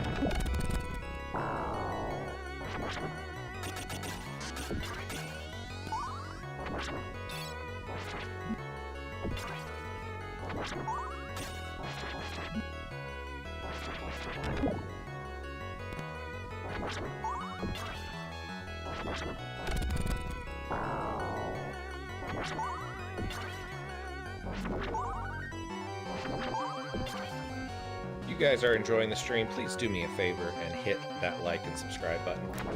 It really helps out with the channel, and you know, it's kind of one of those things that, yeah, you get to see me do stuff like that if you subscribe, where I almost die horribly.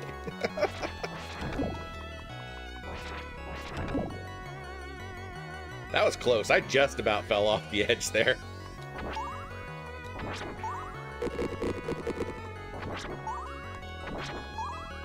Alright, I want the axe because of this next boss fight. And I want...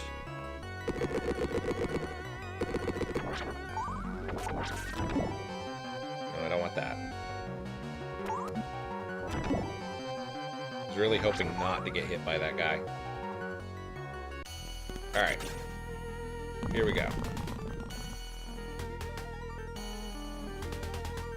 Wait for the water to go down.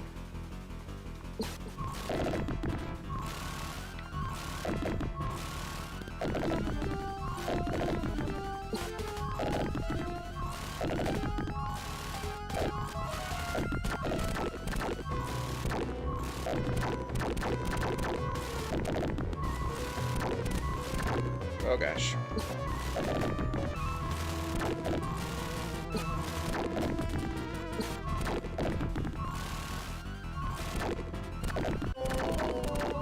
Dang it.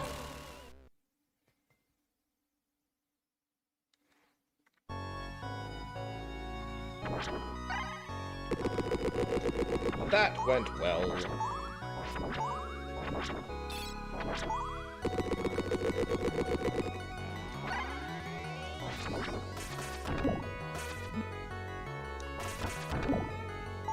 Okay. We got those guys taken out. Let's grab these 2 gems. I really wish I had more gems going into this fight, but it'll be alright.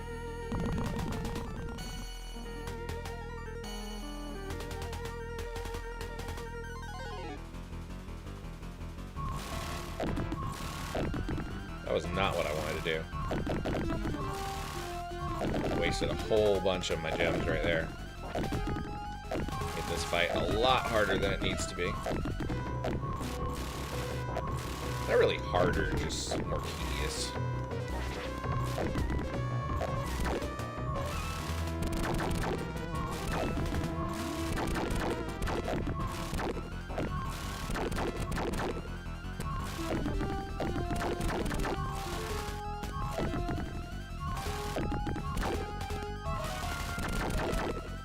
Spidey says, so Wobble, aside from Symphony of the Night, what is your absolute favorite Castlevania game?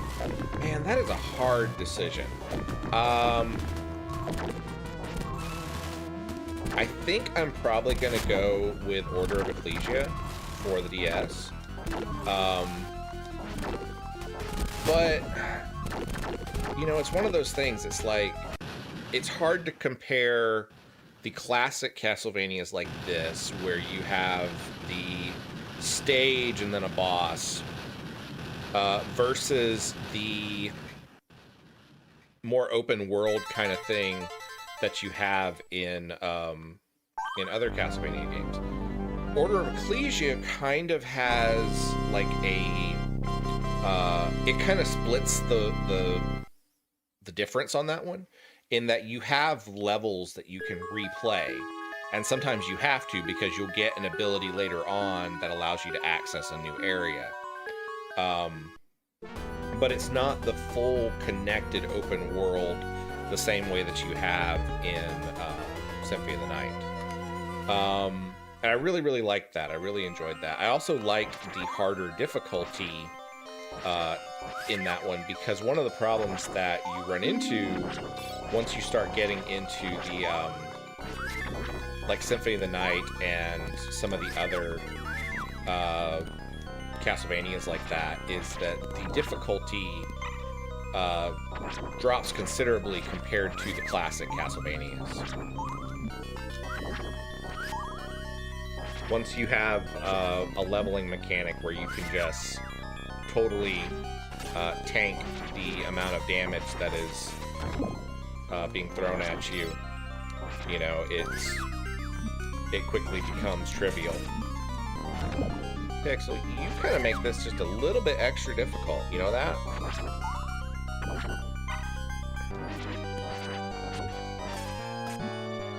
I can't see the monsters because my cat is in the way. Thank you. Yeah. I needed that one. She's like, you're welcome.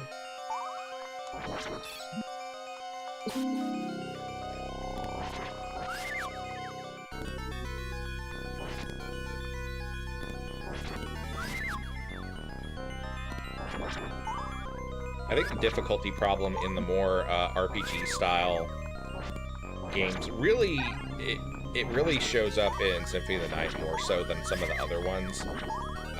Because like in Symphony of the Night, you can literally not level very much, and you can use just gear that you find along your way and not spend a lot of time farming for like the top items and stuff. And you'll still be running into enemies that are only dealing 1 damage when they hit you, when you have like 300 health. So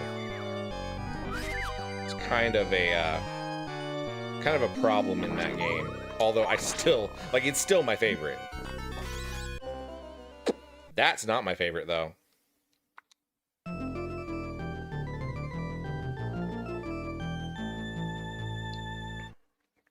Bearded Halfling says, huh, it's 1:45. I should probably go to bed.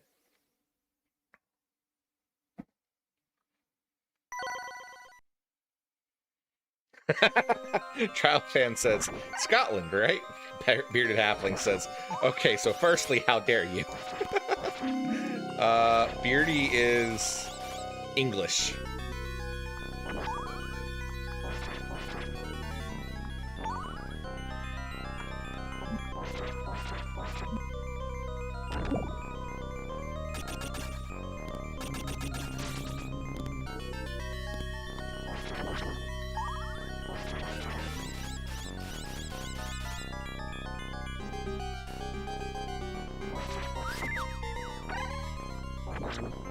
Maybe one day I need to put together a map of all of my international friends and followers.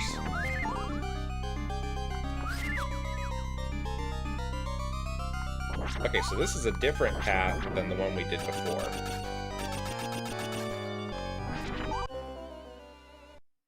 I don't know that he can make that jump.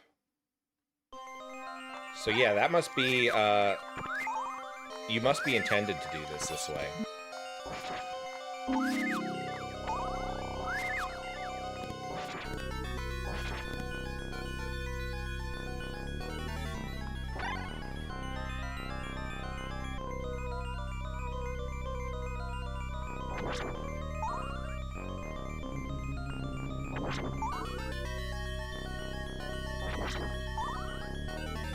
I'm gonna actually farm up some gems right here because there is no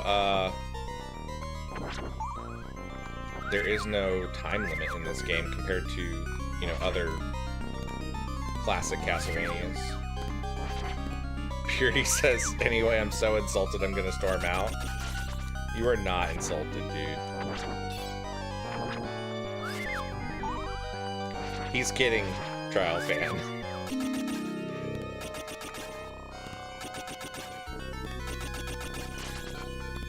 We will see you later, Beardy. Thanks for hanging out with us and for sharing pictures of your pups with us.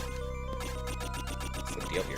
Okay, I guess you have to still be holding down when you press jump.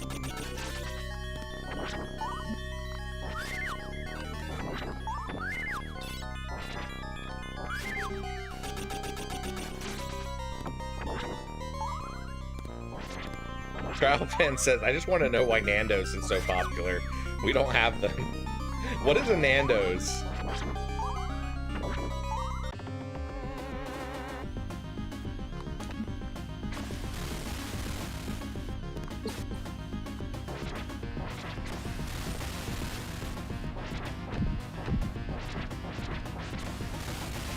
Chicken place.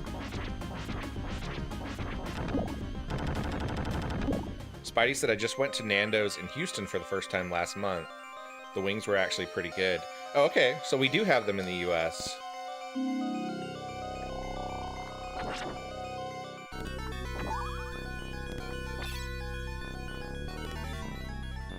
I would like to try a Cane's chicken at some point. We don't have them local to where I am, but a lot of people say they're pretty good. We do have a couple of really good local chicken chains, though.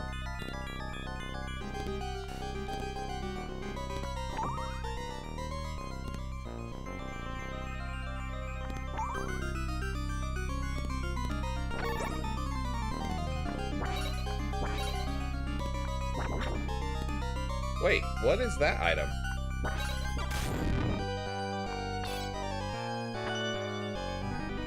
I had a different item there, and I don't know what it was.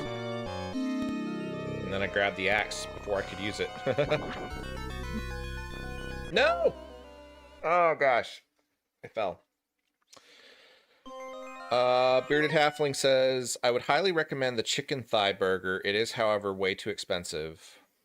Best Dad Joke says, just make the cane sauce at home and you'll be fine. The chicken is meh and so are the fries. Okay. Have you ever eaten, Dad Jokes, have you ever eaten at, like a Zaxby's or, anything like that? Like, how does the sauce compare to, cane sauce?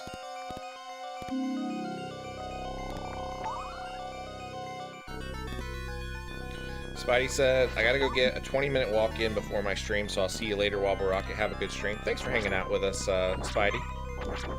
I'll try to catch up on your stream later on. Dad Joke says, use the recipe that has the sauce sit in the fridge overnight. Worth the wait. Okay. See you later, Bearded Halfling.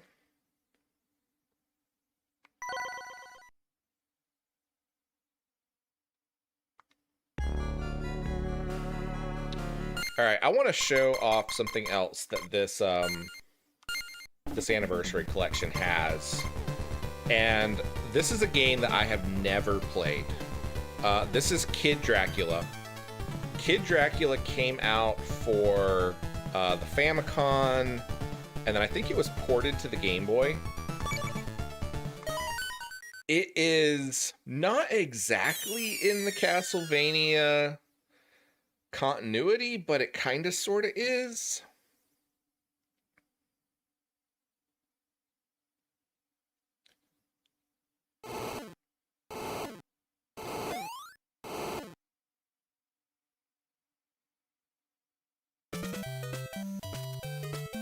It's a very cartoony, cutesy kind of game. Very different tone than the Castlevania games.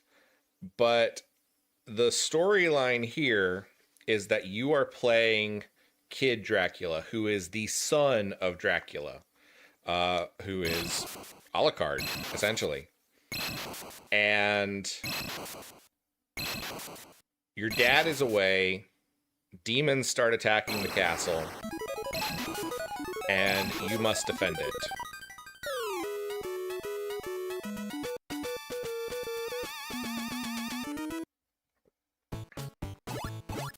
Okay, so we can throw fireballs, we can charge up fireballs. I want to swap my controls on that. Controls.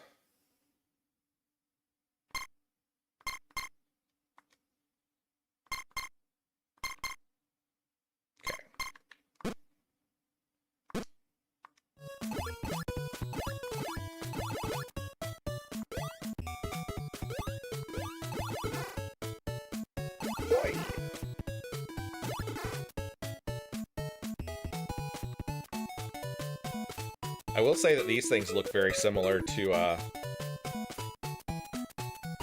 you know, the spikes on chains that we see a lot of times in Castlevania games. Okay, so we can shoot fireballs up.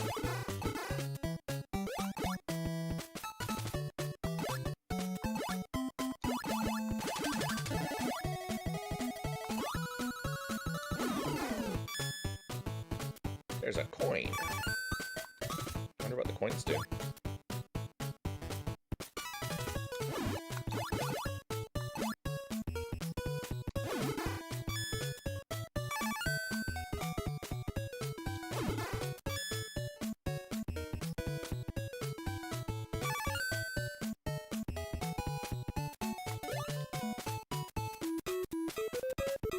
There's a heart down there. Alright, so we have more max hearts.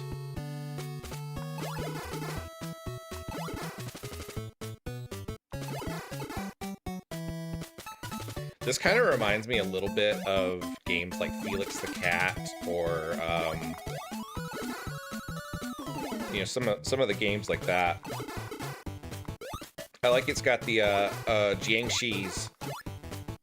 I'm probably terribly mispronouncing that, but these are Japanese hopping vampires.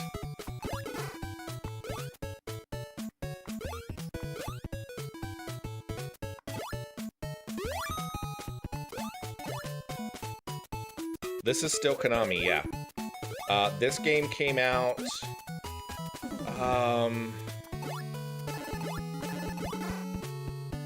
I'm not really sure exactly when this came out, to be honest. I mean, it's definitely got some Castlevania elements to it, because... like, look, you have the clock tower kind of elements, and a lot of the monsters and stuff are similar.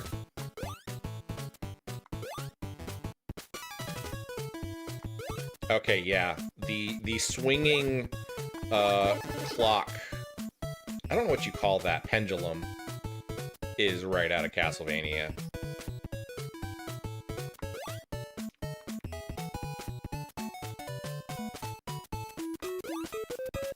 In fact, there is a section in Castlevania Symphony of the Night that performs exactly like that. Those are straight from Castlevania. Okay, it has a lot more Castlevania elements than I thought it would.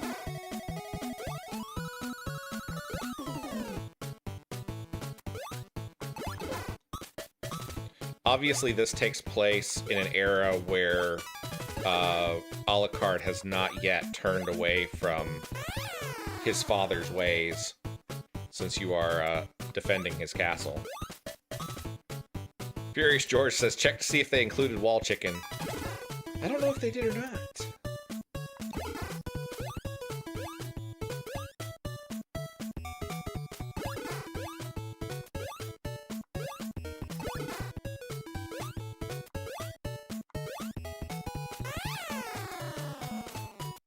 George, how are you doing tonight?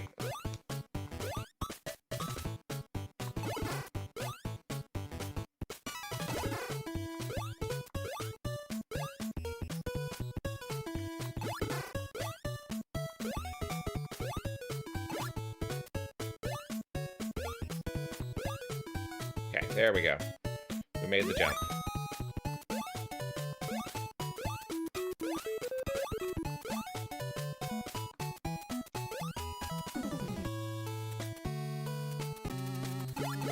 Oh, spots fight.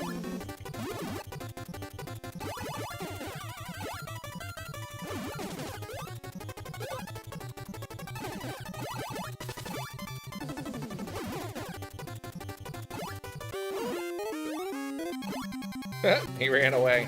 Oh god, he got bigger. Can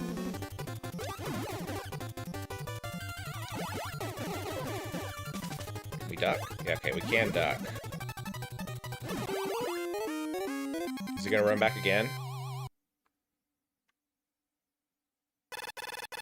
Yes, homing spell. All right, cool.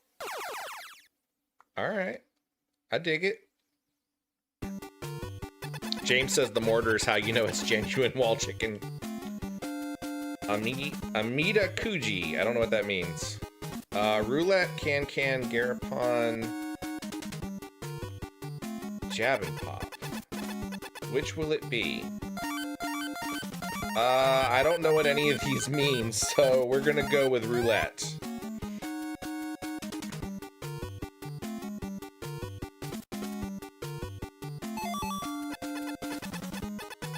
Let's go for a spin. Have fun.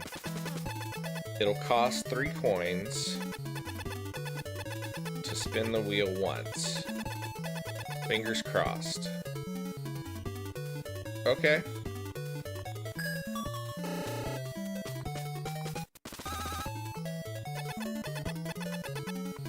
I don't know what that was. Okay.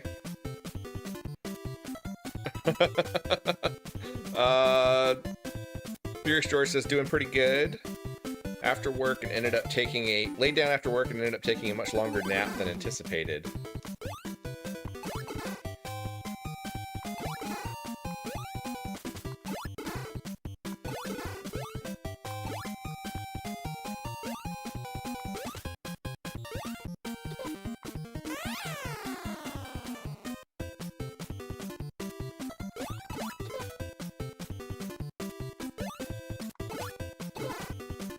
The music is kind of cute.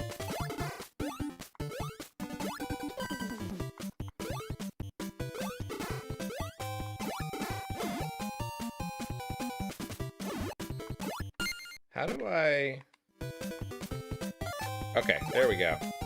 That's how I swap to homing.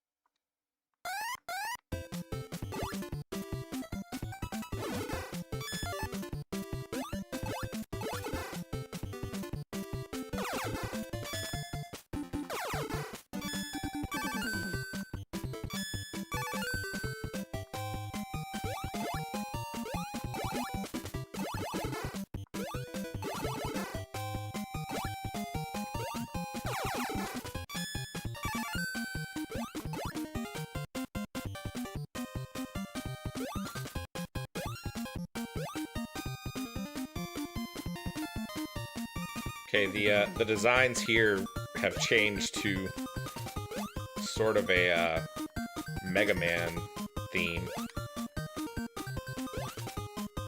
Oh, there's lag.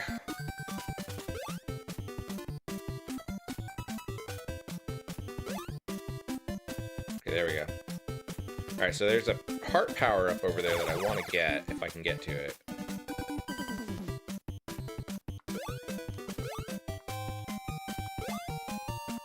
No!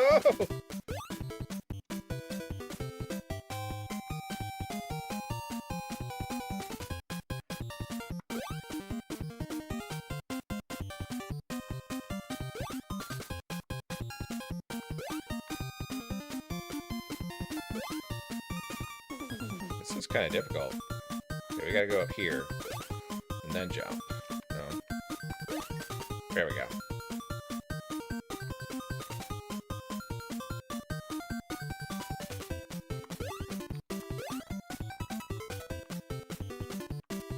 Barely made that one. This is a tricky little jumping puzzle.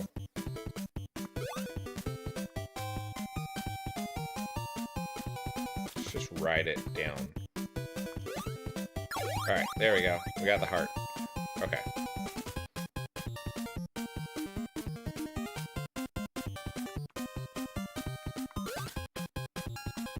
No! That didn't work well.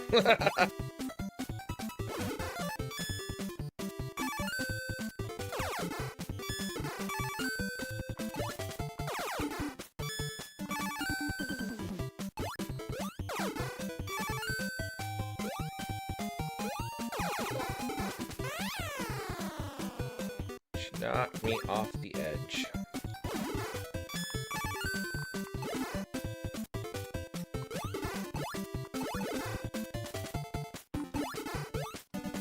You know, you don't see a lot of games anymore where you're jumping on the clouds, and that was like, that was a frequent staple of games from the Famicom and NES era. They always seem to have like an air level.